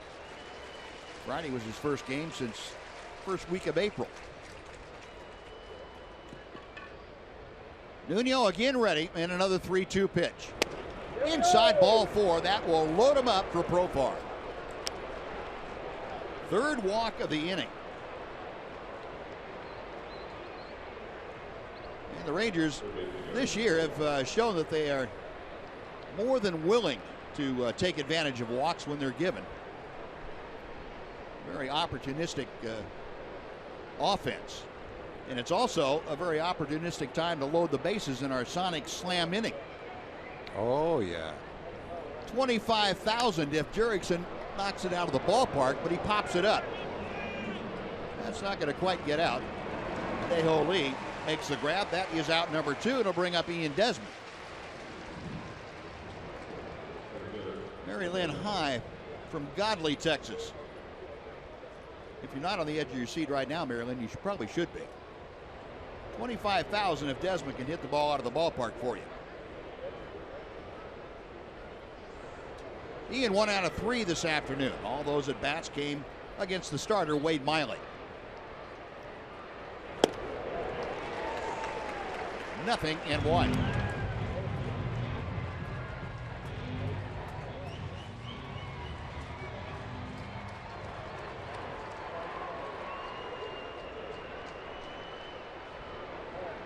Nuno back to the plate.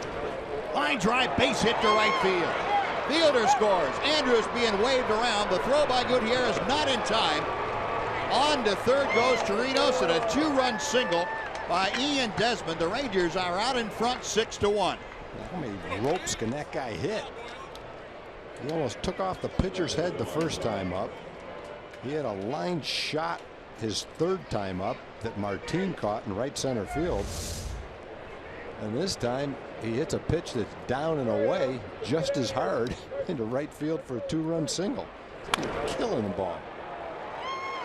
I think the answer to your question about how many ropes he can hit is only limited by how many at-bats he gets. As many as he wants. As many as he gets. So another 3 spot on the board. The Rangers aren't finished yet. Here's Nomar Mazara. Now Ian Desmond, another multi-hit game, is 26th in such contests this year. 2 more RBI. Is now driven in 42. That's tops on the ball club. Nomar Mazara looking for his first hit today. Nomar with that 10-game hitting streak on the line. 318 average.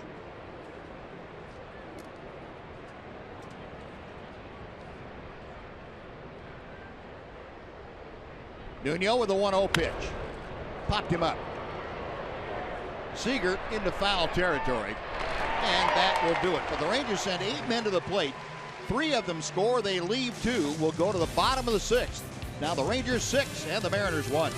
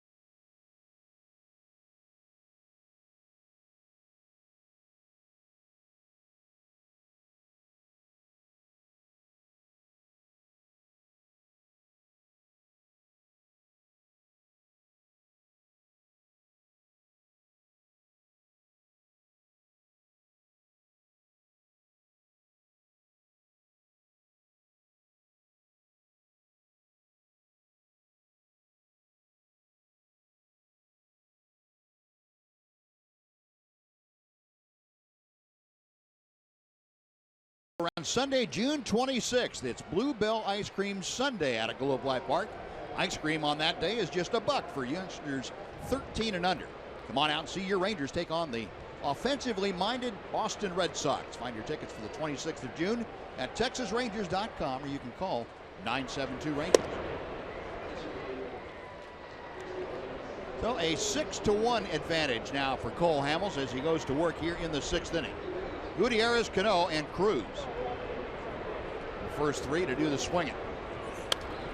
Out of play, 1 ball and 1 strike. Gutierrez has grounded to second and walked.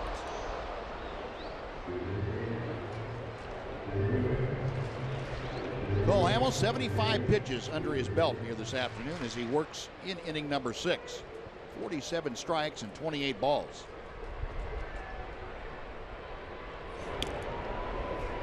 Two and 1.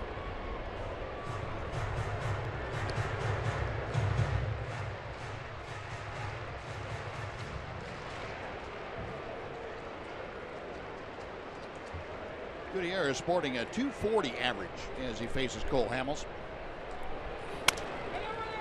Off the end of the bat, and Mitch Moreland will take it to the bag himself for out number 1. Cole Hamels doing what he does so well today. A lot of mishit balls, broken bats, and balls off the end of the bat. When he's pitching well, the slight changes of speeds and the excellent location will get a lot of those mishit balls. And that's been the case here this afternoon. Gave up the one loud one to Leonys Martin that left the ballpark, but other than that, Cole's been in pretty good command here this afternoon. Robinson Cano will testify to that. He has grounded out and flying to left field.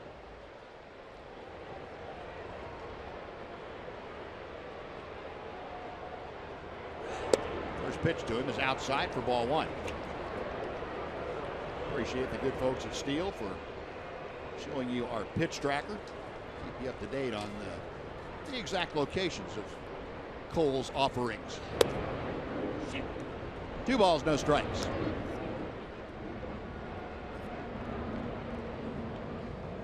Cano now hitting at .290.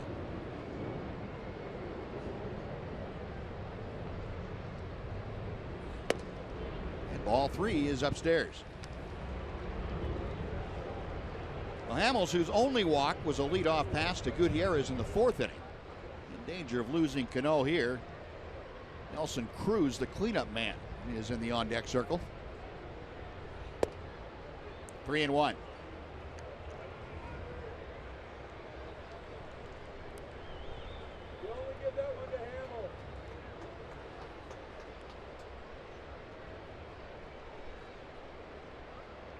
Hamels back to the plate. 2 hopper to Rougned Odor. One second baseman throws out the other, and there are 2 away.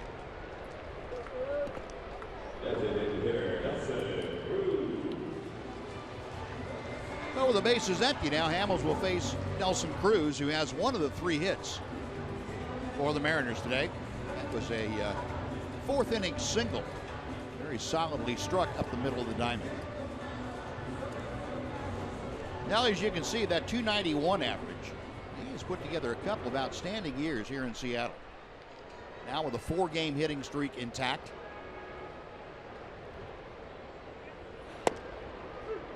Oh, and 1. Completely different strike zone for Hamels,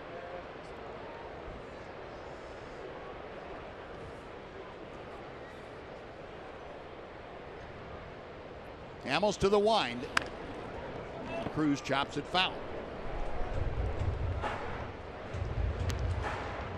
Sun now brightening up the entire ballpark this afternoon here in Seattle.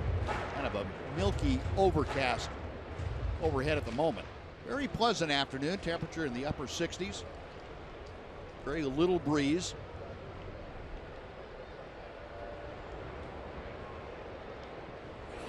Got him swinging. Hamels elevated. Cruz couldn't get on top of it. And that is strikeout number 5 for Hamels. A 1-2-3 inning. After 6, Rangers 6, Mariners 1 on Fox Sports Southwest.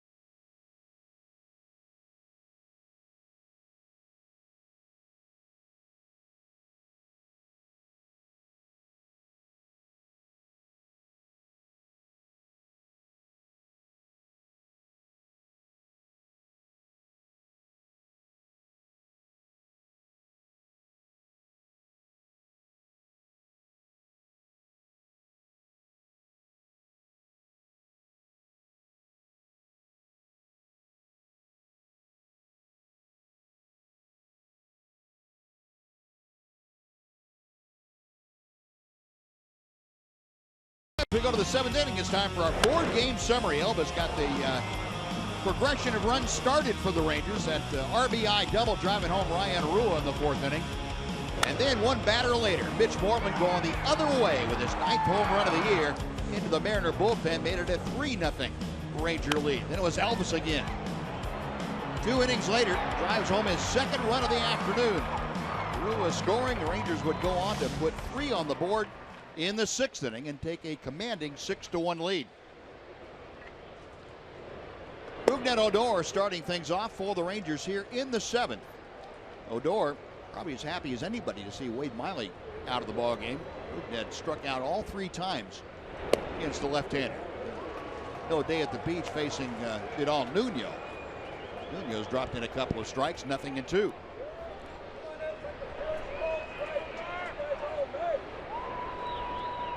Rougned a .265 average. Nuno back to him.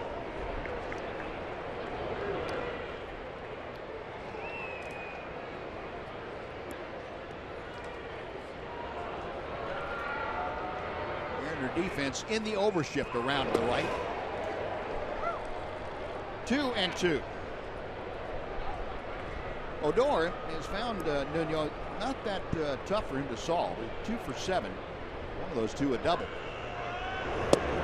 Call strike 3. One of those days where it's like Rougned Odor is kind of in between on the pitches. Well, I'll trade a day like this for a game winner any day. And yep. That game winner was huge last night. That tough pitch right there. Just barely a strike down and away. Rougned Odor with a golden sombrero. 4 strikeouts this afternoon. Ryan Rua has started both 3-run innings. Started the 3-run inning in the 4th with a base hit.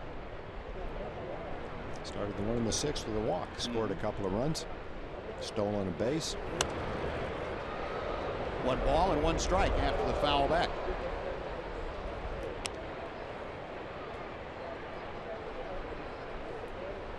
Rua now a .287 average.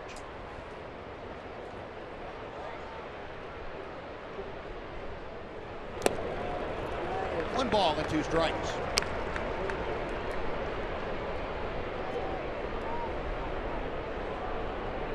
Rua hitting in the neighborhood of .350 in his last 16 ball games. 2-2. Ryan has now hit safely in 6 of the 7 games that he has faced Seattle this year at a .455 mark. Got him swinging. Nuno working him over pretty well, has back-to-back strikeouts. 3 on the afternoon for Nuno. 2 gone. Prince Fielder coming up. Fielder has walked twice today. 0 for 1 officially. After his walk in the 6th inning, he came around to score.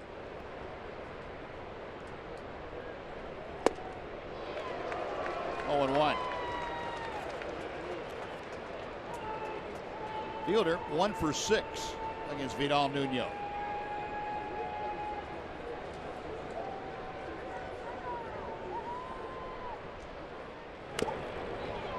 Nothing in 2. Nuno, originally property of the Cleveland Indians. He was a 48th round draft pick back in the 2009 draft. Made his major league debut with the Yankees in 2013. Also has had a stop in Arizona before coming to Seattle.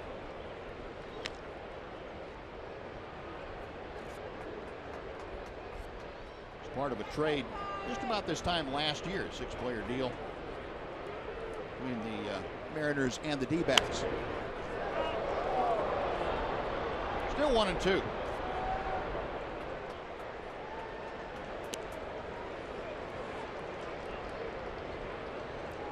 That deal last June 3rd was the one that sent Mark Trumbo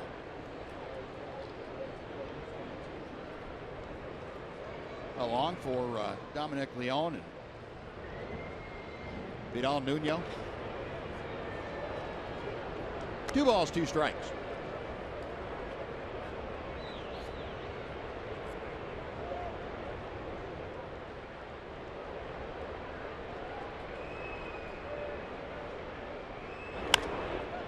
ruled foul. We will try it again.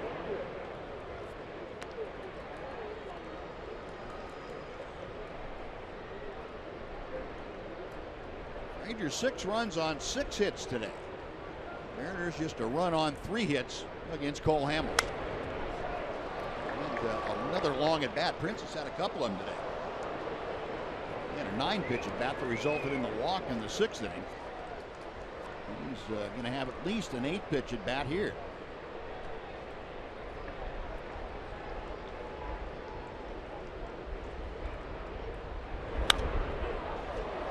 Sky to right field. Gutierrez, sunglasses glinting, makes the catch, and it's a 1-2-3 inning. But we'll take the stretch here in Seattle, 6-1 Rangers. And now please join the public address announcer as he introduces God Bless America.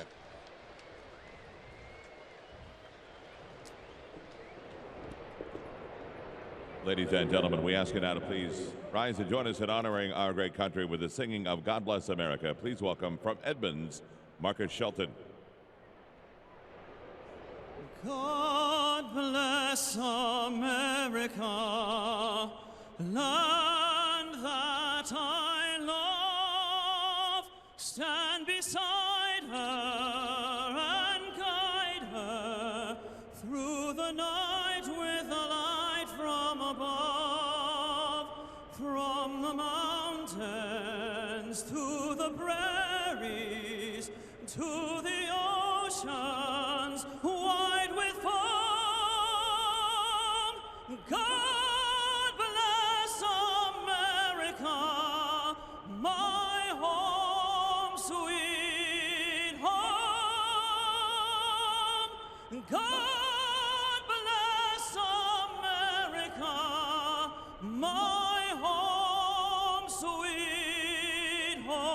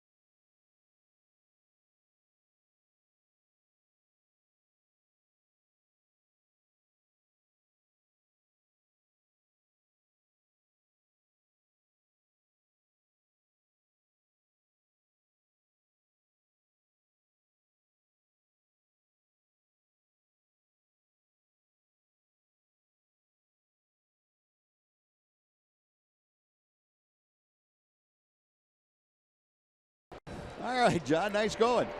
There's been a few pros going that water, John, so I wouldn't worry about it. That's pretty cool at the ballpark. It is. Only one of the I would have thought there'd been more, but there may be in the future. I'd change the pricing though. You think? Yeah, $5 for 3 shots. That's a little hefty. Should be $5 a hole. You should be able to play a hole.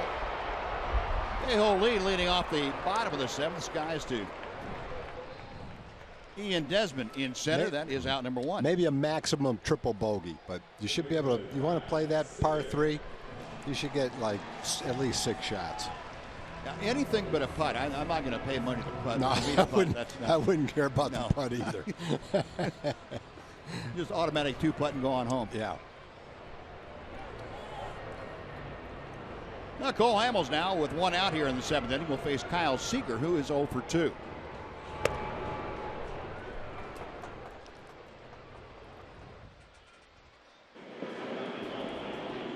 Golf Safeco is the feature called. Tell you what, $5 for 3 shots. You're going to pay for that simulator after a couple of games.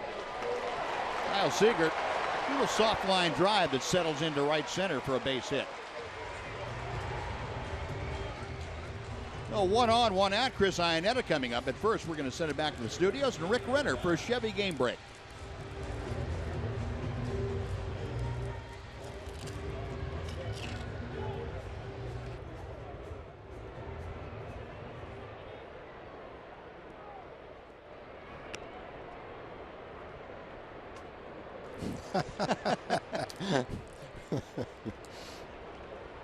Mr. Mulligan. $5 for 3 shots. That'll cut down your mulligans, too.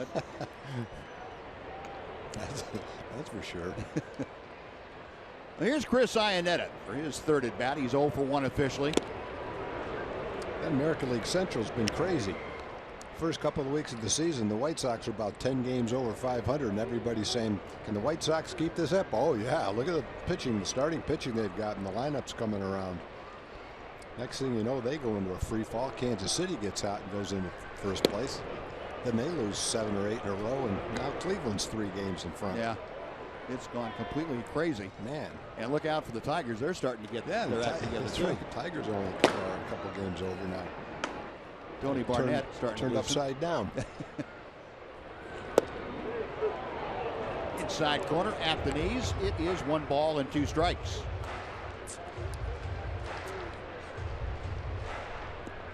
Cole Hamels at the 92 pitch level. He has gone 7 innings in each of his previous 2 starts. Trying to get a win for the first time in 4 starts. Just missed with that one. 2-2. Line for Cole this afternoon. Just 4 hits and a run. That run coming on Leonys Martin's home run. 5 strikeouts for 2003 in his great career. 2-2 pitch. Full count. Well, Iannetta hitting 7th in the order. The aforementioned Leonys Martin will follow.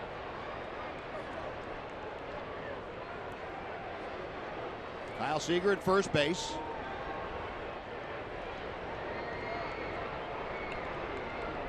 Hamels a long look in. Time call.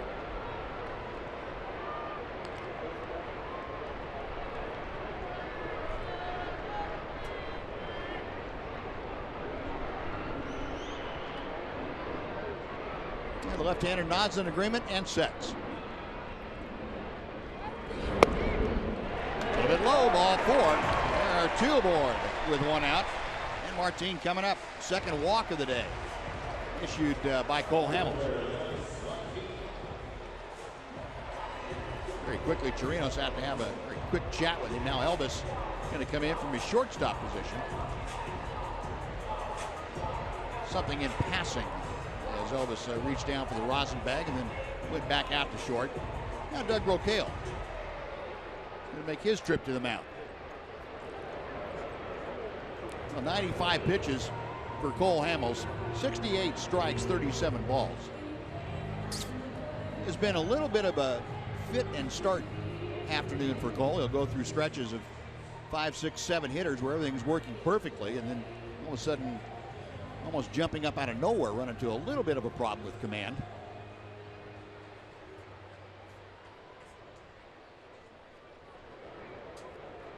Left-hander, though, ready to get back to work for Leonys Martin, who is 1 for 2. It's either been the penthouse or the basement for Martin this afternoon. A strikeout and a solo home run. He went around as the appeal.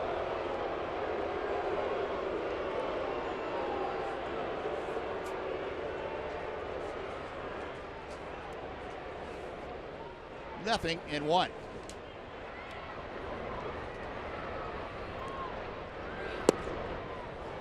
trying that low inside pitch again and missed. 1 ball and 1 strike. Remember last time up before the home run, Leonys Martin had pounded 2 balls off of his front foot, hopping around and tended to by the Mariner training staff. It hit a 3-2 pitch into the bleachers. Couldn't quite get that breaking ball. That's what he did to him the first time up. Yeah. He didn't waste any fastballs in. He just went to the breaking ball, got him chasing it. Well, that's what he did on that one. Big sweeping sidearm breaking ball. 1-2. Ripped down the right field line, foul. That one hung over the middle of the plate. Yep, didn't quite get that one out there. Unfortunately for Hamels and the Rangers, that ball was pulled foul.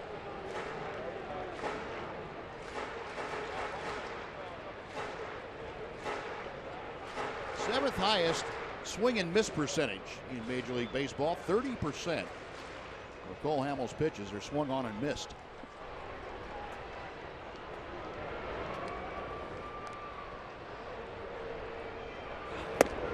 Tried the fastball back in there and missed it off the plate. 2-2.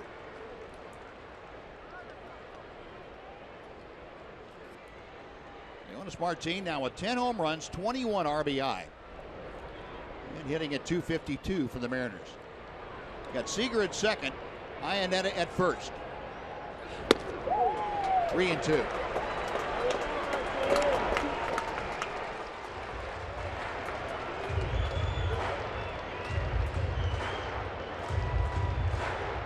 A 2 on with 1 out.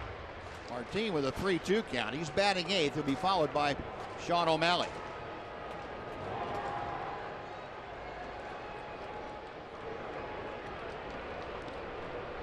Payoff pitch. We'll reset and try it again.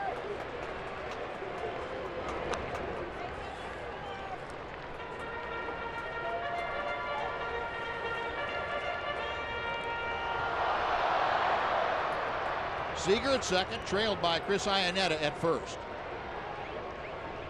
Very important at bat here with Leonys Martin facing Cole Hamels.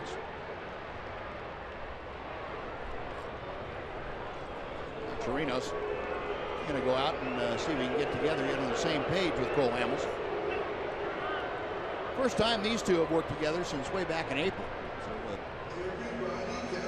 So refamiliarizing themselves with each other.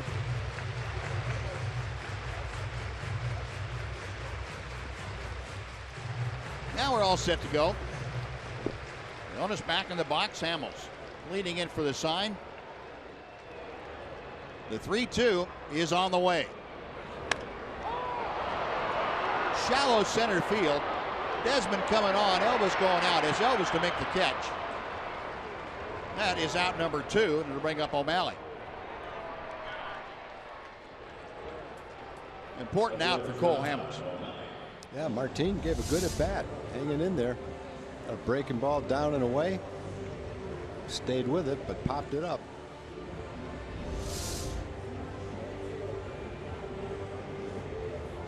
Sean O'Malley, the switch hitting outfielder, will now come up.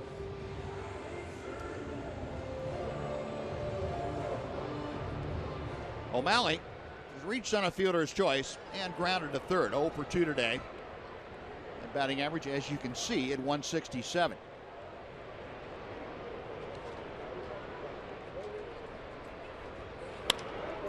Looping drive, up the ladder goes Elvis, and he comes down with the rebound. Nice play by Elvis Andrus for the final out.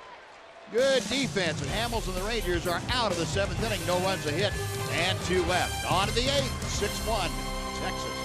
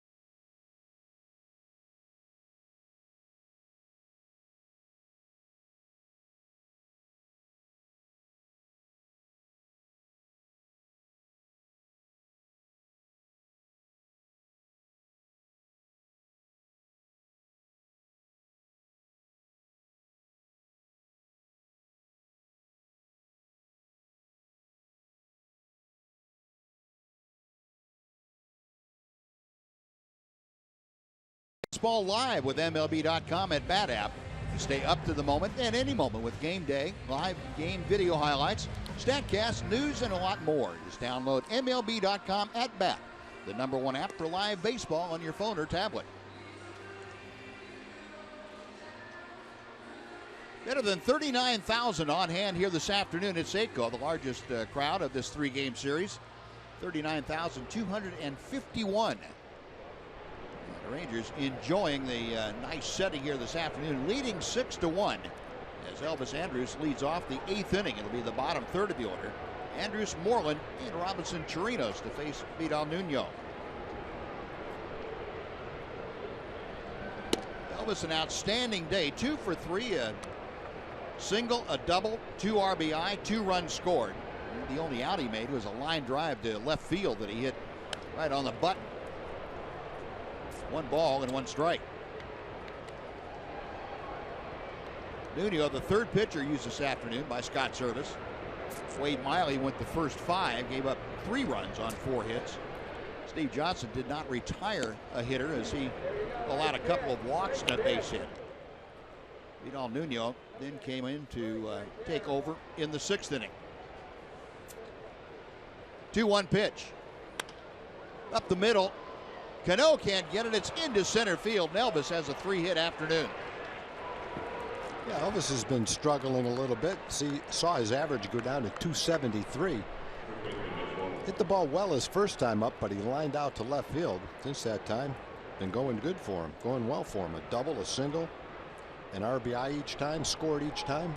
Now maybe beginning another rally here in the 8th. The Rangers have 7 base hits. Elvis with 3 of them. Mitch has 1. That was his 9th home run of the year into the left field bullpen. Hits this one high in the air to left center, but it's going to stay in the ballpark. Martin and O'Malley. It's Leonis Martin to make the catch. Andrus goes back to first. There's 1 away. So Mitch back to the dugout, 1 for 4. And Robinson Chirinos will step in. Chirinos drew a walk back in the 6th inning. Is 0 for 2 officially.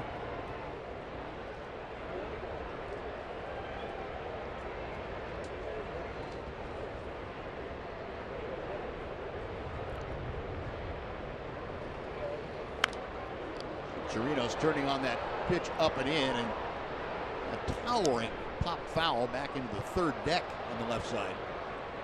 Hit it right over his left shoulder.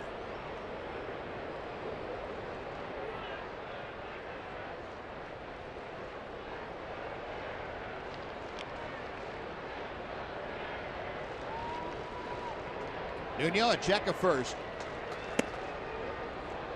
1 ball and 1 strike.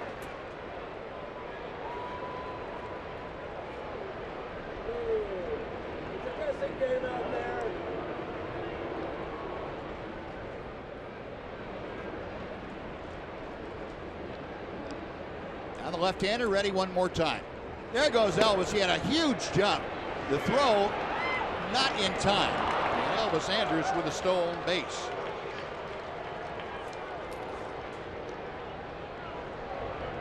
Nice throw by Iannetta, but with that jump, I don't think he had much of a shot. Mariners are saying, wait a minute, we want to take a look at this before we go on to the next pitch.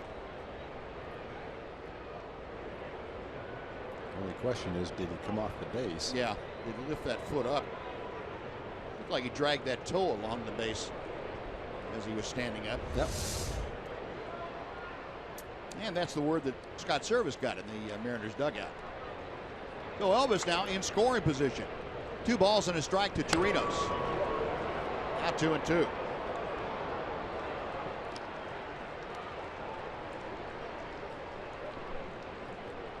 Robinson coming back from that fractured forearm. Got hit by a Garrett Richards pitch back on the 9th of April out in Anaheim. Robinson able to get 21 at bats in rehab assignments. He's gone on strikes here though. That is out number 2. Nuno with 4 strikeouts now. Yeah, the big hit that hurt. Well, he walked Chirinos, but then the hit that hurt him was the bullet that Desmond hit in the right field to kind of break the game open a little bit. That was a 2-run single. Profar 0 for 2 officially with a couple of walks. Erickson walked in the first and walked in the fifth. Other than that, he's had a pop out and a ground out.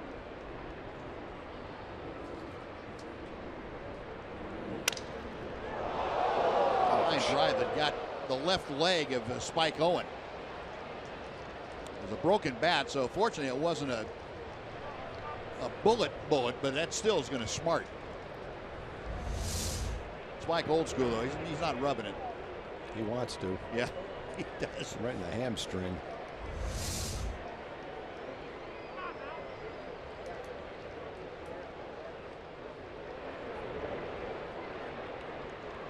Spike Owen looking over at the Ranger bench. Somebody was advising him on how he should react, and was kind of like, nah. And the culprit, probably the guy on your right there, Adrian Beltre. He's probably turned around like he's an infielder that time and be ready for it. 1-2 now to Profar.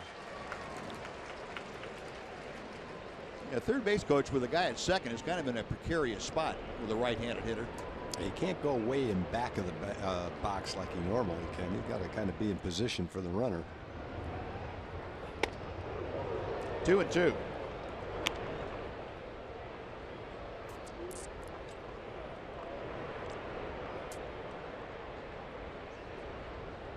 Profar's hitting streak that was snapped last night of 13 consecutive games. That's the longest by a Ranger this year. Going the other way, and he shoots that foul back into the seats.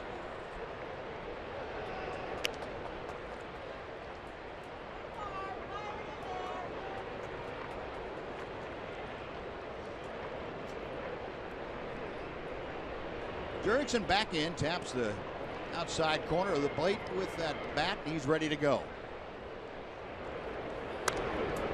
Pop foul back our way, and still 2 balls, 2 strikes. The Rangers finishing up here this afternoon, then it's on down the coast to take on the Oakland A's for 4. Well, Oakland wearing out that disabled list. They've had injury after injury. Be interesting to see who they've got playing for them now. Way inside, 3-2.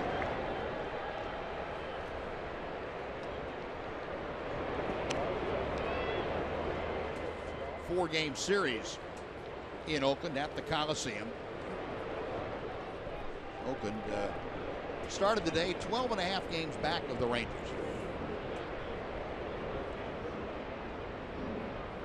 3-2 pitch.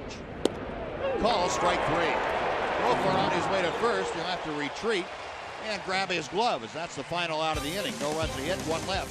After 7.5, Rangers 6 and the Mariners 1.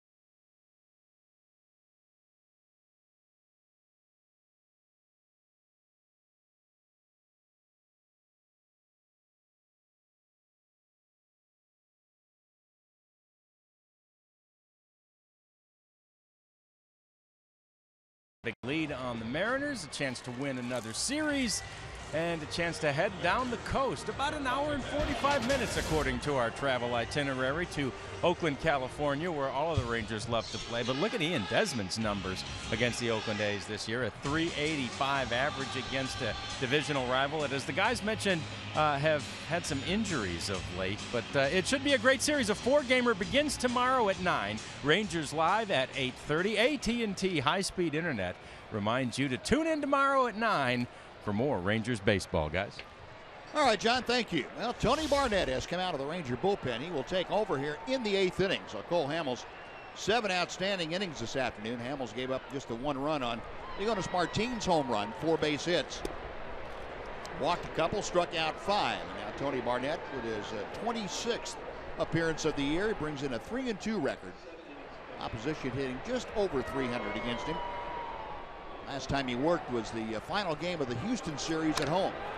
Sharply hit ground ball, flagged down by Moreland. He will take it to the bag and beat Ketel Marte. What a play by Mitch Moreland. That's robbery right there. Pretty good agility for a guy Mitch's size, 240 pounds. He got to come across his body with a glove to catch that ball. Nice play. That takes an extra base hit away from Marte. Boy. Well, 1 out, and now Scott Service has gone to the bench. He will bring out Seth Smith to pinch hit for Franklin Gutierrez.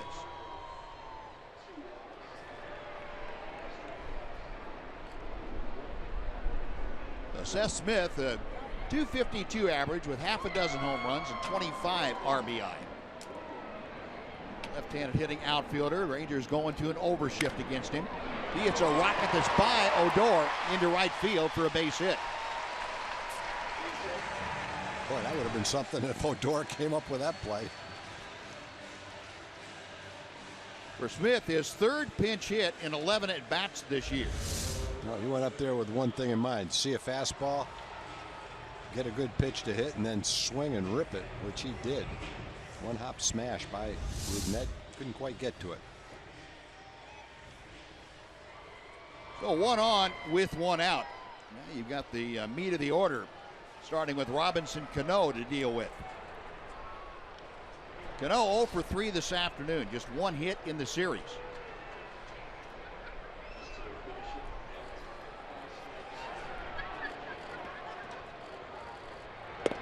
Taking all the way, it's in for strike 1.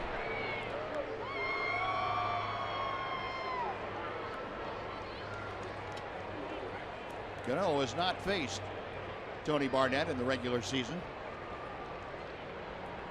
Barnett, the Anchorage, Alaska native.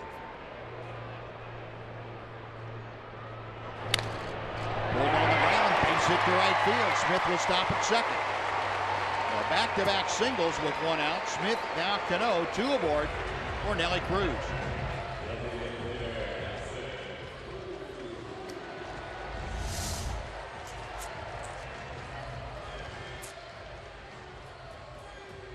And Doug Brocail going to make another quick trip to the mound.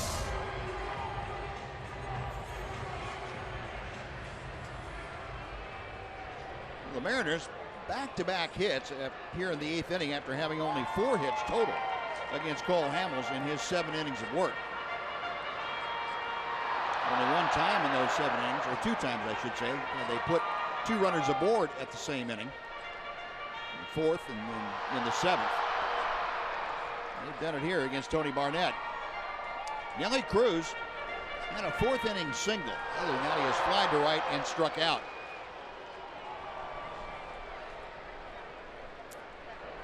Smith at second, Cano at first. Rangers in at double play depth.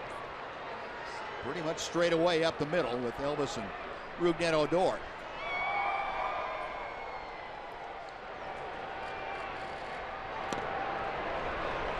Ball 1.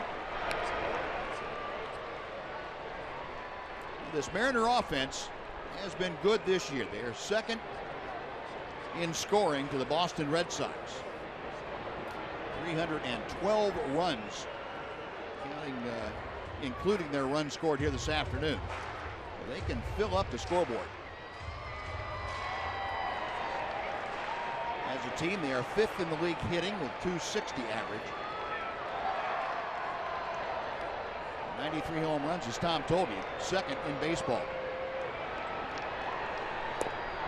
Pitched a little bit low. It's 2-0.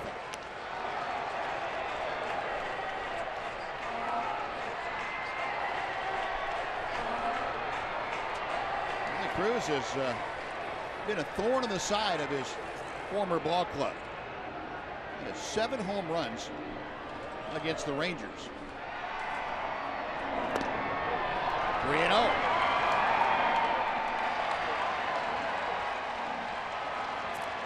Cruz hitting 4th. Dae-Ho Lee, the first baseman, in the on-deck circle. Rangers have a 5-run lead, but as it stands right now, with 2 on and nobody out, a 5-run lead in jeopardy. A lot of teams that have 5-run leads, a fairly safe lead, but Seattle's not one of them. Yeah. They've already had a couple gigantic comebacks this year. And when you've got that many guys that can hit the ball out of the ballpark, and a bunch of them are coming up. 3-1. Barnett, a check of the runners. That cut fastball, and it's now 3-2.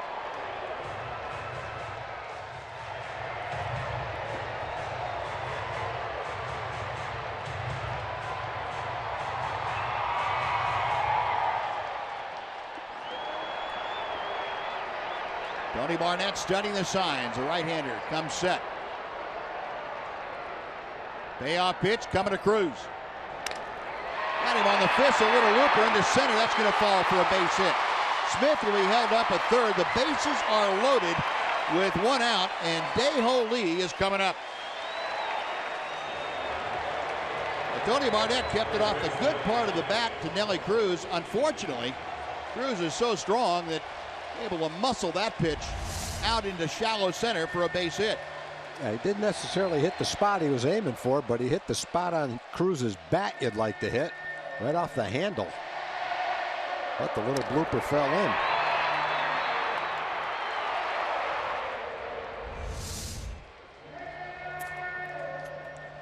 And with the bases full now, Jeff Bannister making a slow walk out to the mound, so that's going to do it for Tony Barnett. And the only one throwing in the Ranger bullpen is the left-hander Jake Diekman. It looks like Diekman is going to be summoned to face Dae-Ho Lee in this situation. Bannister taking the ball from Tony Barnett. Barnett will leave with the bases full and 1 out here in the 8th inning. Rangers with a 6-1 advantage at the moment, and that lead is in jeopardy here in the Mariner 8th. We'll take a timeout. We're back to Safeco Field right after this on Fox Sports Southwest.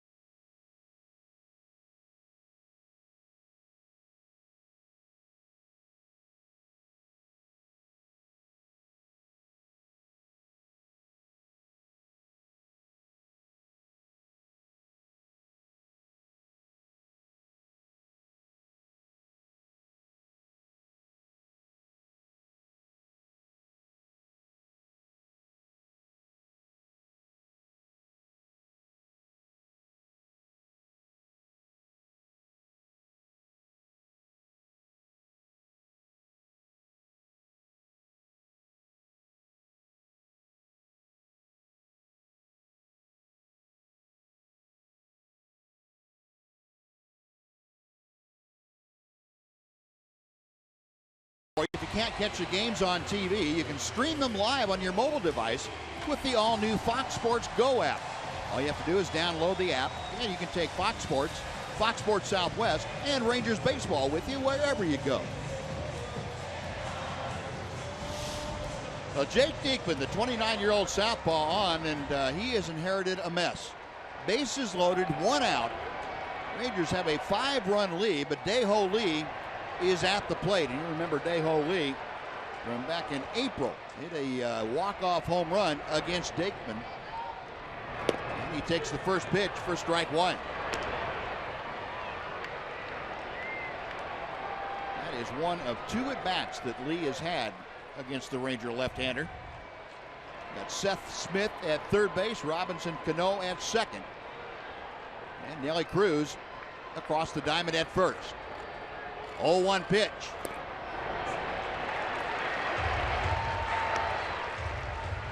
Dae-Ho Lee 0 for 3 today. All 3 at bats against the starter Cole Hamels. 2 strikeouts and a fly ball to center.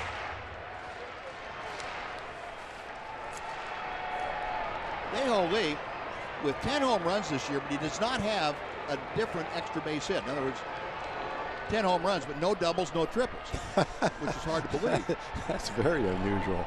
I could see no triples, but yeah, somewhere one of those balls might hit the wall where you get a double. I saw that stat. I had to double check it to make sure. Yeah, no doubles, no triples, and 10 home runs. And Robinson Chirinos, a little visit out to the mound as that foul tip got a piece. Jerry Davis, it looked like.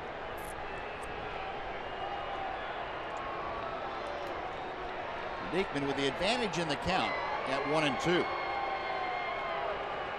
In a spot now where if he can elevate that fastball and get it in a little bit, got a chance for the strikeout.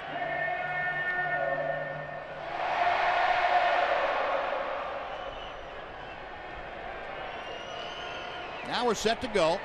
Robinson back down behind the plate, ready to flash the signs out. Bases full of Mariners. The 1-2 pitch. Got him swinging. Looked like he went with a breaking ball instead, but either way, he got the punch out, which is exactly what you were looking for. They're now 2 away. Yeah, both Cole and now Jake used that off-speed pitch very effectively against Lee. Kind of a sweeping slider down. Cole struck him out with a couple of cutters. He's up there looking for a fastball. He saw one fastball, but when the chips were down, he didn't. And here's the ever dangerous Kyle Seager. Ever dangerous against left-handers or right-handers. Doesn't matter. In fact, he's had as many home runs against left-handers as most right-handed power hitters. First pitch in for a strike. They had a note today. Since 2015, he's hit 18 home runs against left-handed pitchers. That's the most by a left-hand hitter. Isn't that something? Against a left-hand pitcher. Yeah. 0-1 as Diekman sets. Out of play. Jake now with the advantage at 0-2. Seager singled his last time up. 1 for 3 today. That base hit last time for Seager snapped an 0 for 8 that he had been in. Got the bases full of Mariner teammates.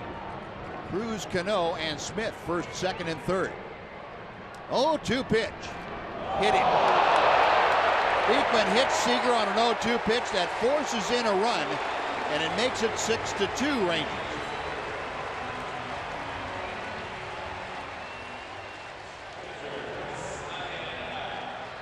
Now Seager with a painful RBI.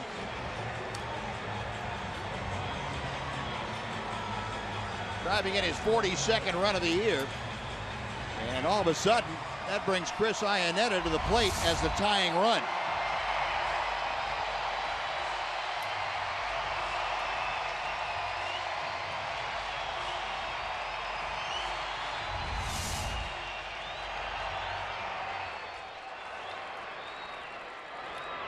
Iannetta 0 for 1 officially today. He's walked, been hit by a pitch, and grounded out.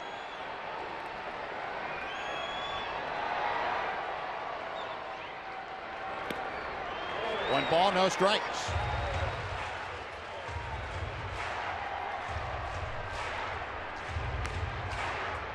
Iannetta 0 for 1 against Diekman.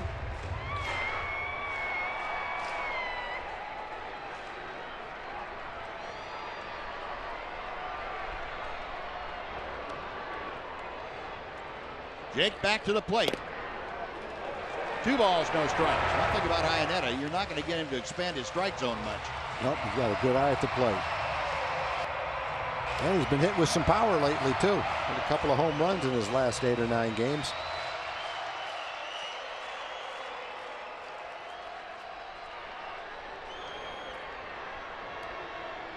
Jake Diekman okays the sign, the 2-0 pitch. Way outside, 3 balls and no strikes.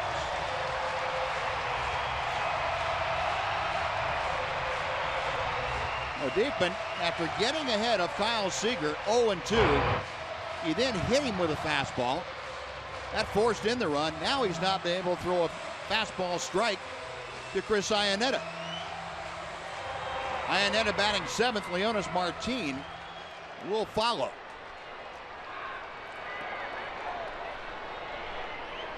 .3-0 pitch. Lost him. 6-3 as Cano trots down the line from third.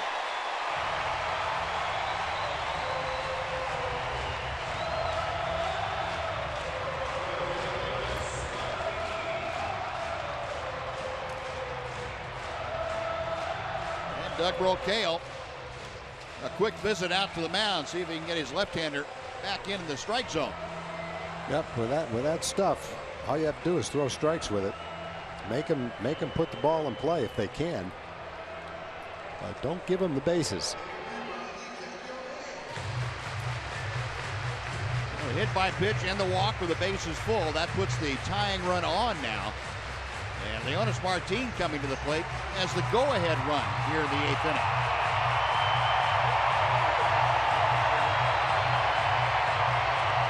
Martin 1 for 3. His solo home run in the 5th. Got the Mariners on the board for the first time.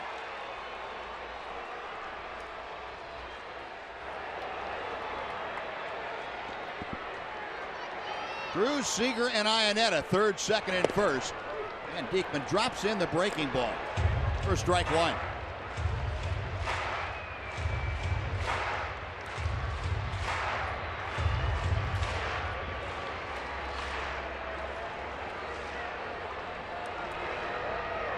A 6-3 Ranger lead. I'm going to be careful up there. No balls, 2 strikes. Martin saw that hanger. Yeah, you'd like to get them out as quick as you can so that when you get to the 9th inning, you don't put enough men on base so that Cruz and Cano get to hit again. Right.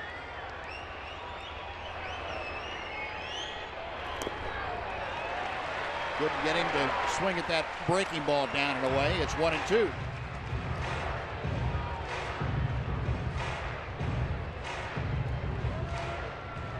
This is the count. You really want to make your best pitch right here.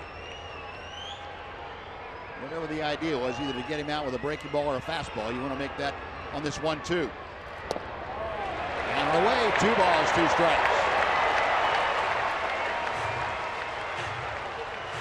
Further into account you let the hitter get after you get him 0-2, the more confidence the hitter has.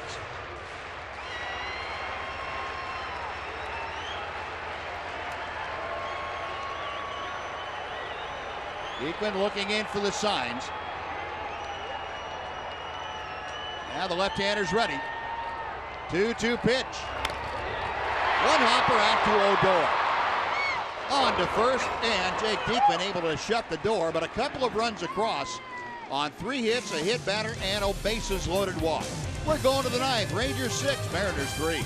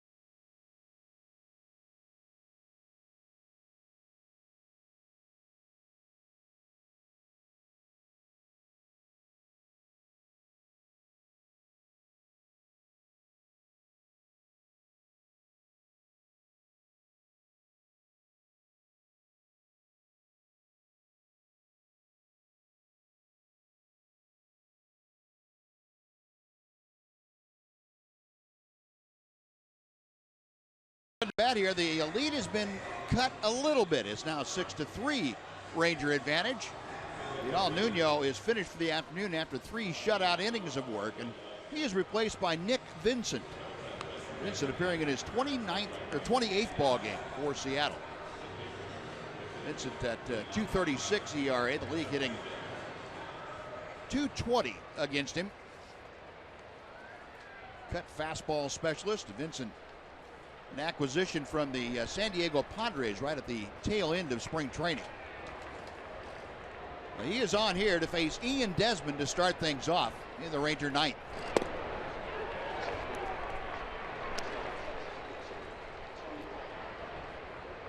Desmond 2 for 4 with a couple of runs driven in. A pair of singles today that average up to 308.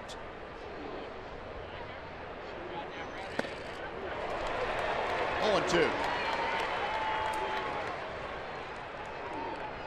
See a little frustration. He had. What are you doing swinging at that pitch?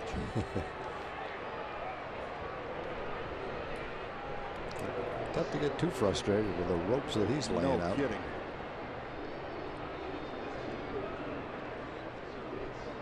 Got him swinging.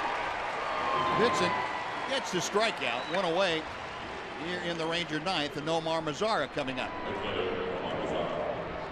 Well, one thing the Mariner pitchers have done this afternoon is ring up the strikeout. That is the 12th punch out by Mariner pitching this afternoon. Miley had 6 in his 5 innings. Vidal Nuno had 5 in his 3 innings. Yeah, Vidal Nuno's line looks great. 3 innings, 2 hits, no runs, 1 walk, 5 strikeouts. But one of those 2 hits was a rope that drove in 2 runs. Yeah. They weren't on his ledger. That's a big difference in the ball game right now. Sure is. Mazara 0 for 4. 1 ball and 1 strike. Nomar, maybe his last chance today to extend that hitting streak to 11 consecutive. Not on that one, though. Way up in the air to straightaway center. Leonis Martin camps underneath it. 2 gone.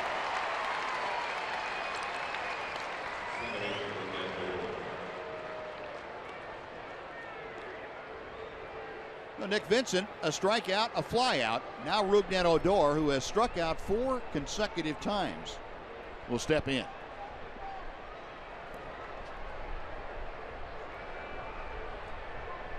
Rougned has been called out on strikes twice. He has gone down swinging twice. Vincent with strike 1. And Sam Dyson getting ready in that Ranger bullpen. As it stands right now, it is a save situation, a 3-run advantage. And Odor, it's a towering pop fly into shallow right. A quartet of Mariners out there. 4 people could have caught that one. Yeah, Seth Smith takes care of it. Rangers gone in order. We're going to the bottom of the 9th inning. Sam Dyson and the Rangers trying to close out a 6-3 lead.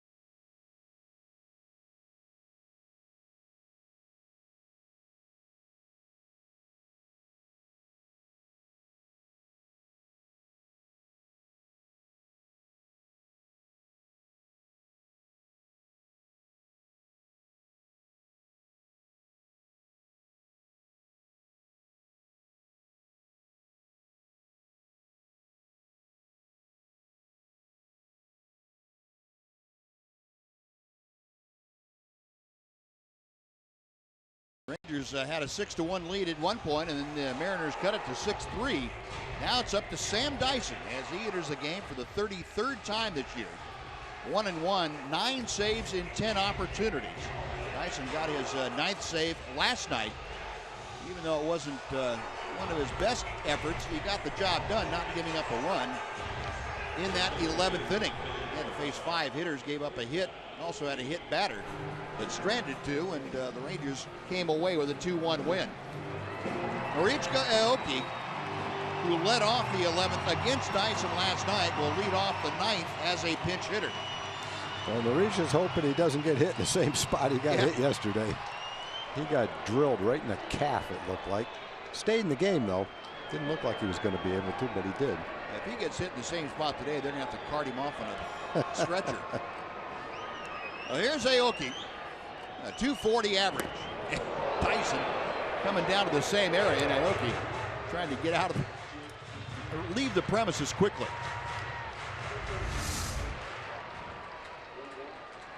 Oh, man. 1 ball and no strikes. Popped him up. This one's playable in foul territory. And Profar there, out number 1. Hit that first one. Aoki pitch hitting to start the 9th inning. He was hitting in the number 9 slot for Sean O'Malley. That takes the Mariners now back to the top of the order. Ketel Marte, who has a single in 4 trips, will stand in.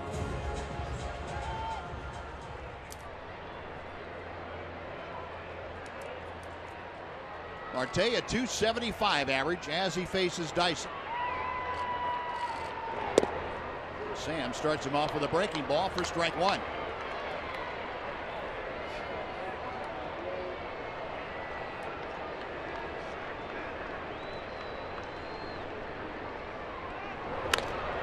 Line drive right field. That's going to be in for extra bases.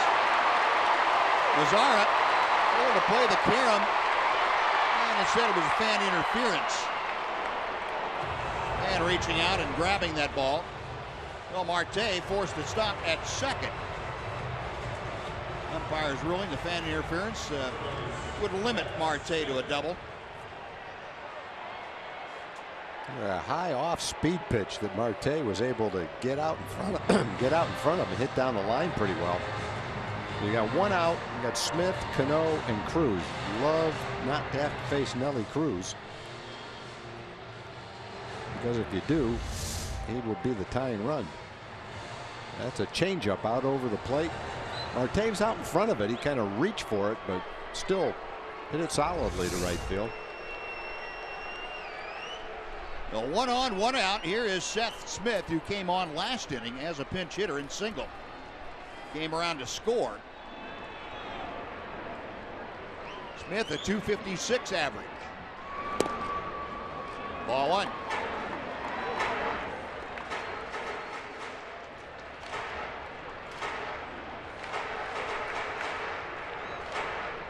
Rangers defend Smith around to the right on the infield. Outfield shades him slightly the opposite way. 1 ball and 1 strike.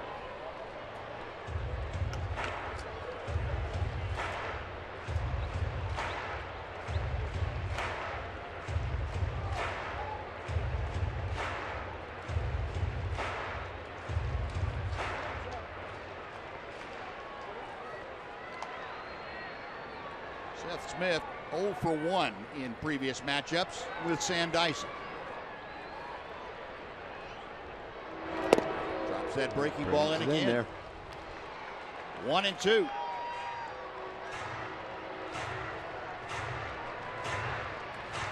You've seen the 97-mile-an-hour fastball. You've seen a slower breaking ball. Still has a changeup if he wants it. Chances are he's going to see that 98-mile-an-hour sinker. Saw the breaking ball and got an out with it. 1 hopper to Odor. On to first. That is out number 2. Marte on to third. And that'll bring up Robinson Cano.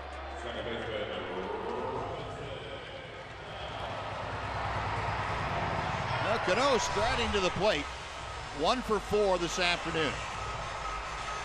He had a single in that 9th inning, or 8th inning, I should say. Came around to score the 3rd run.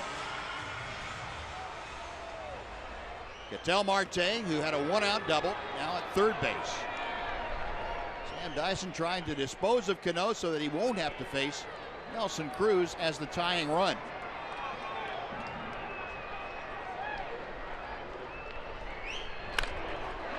Base hit to right field. That's going to be in for extra bases. Marte scores. Going into second, Cano. He Look at this. Out at the He plate. ends the game. Got him at second base. What a throw. You got Nelly Cruz coming up as the tie-in run. And Cano gets thrown out at second from the foul pole in right field. Wow. What a way to end a ball game. We're going to take a look at it. It looks like. No, they're not. Did not see that one coming. What a throw by Mazzara.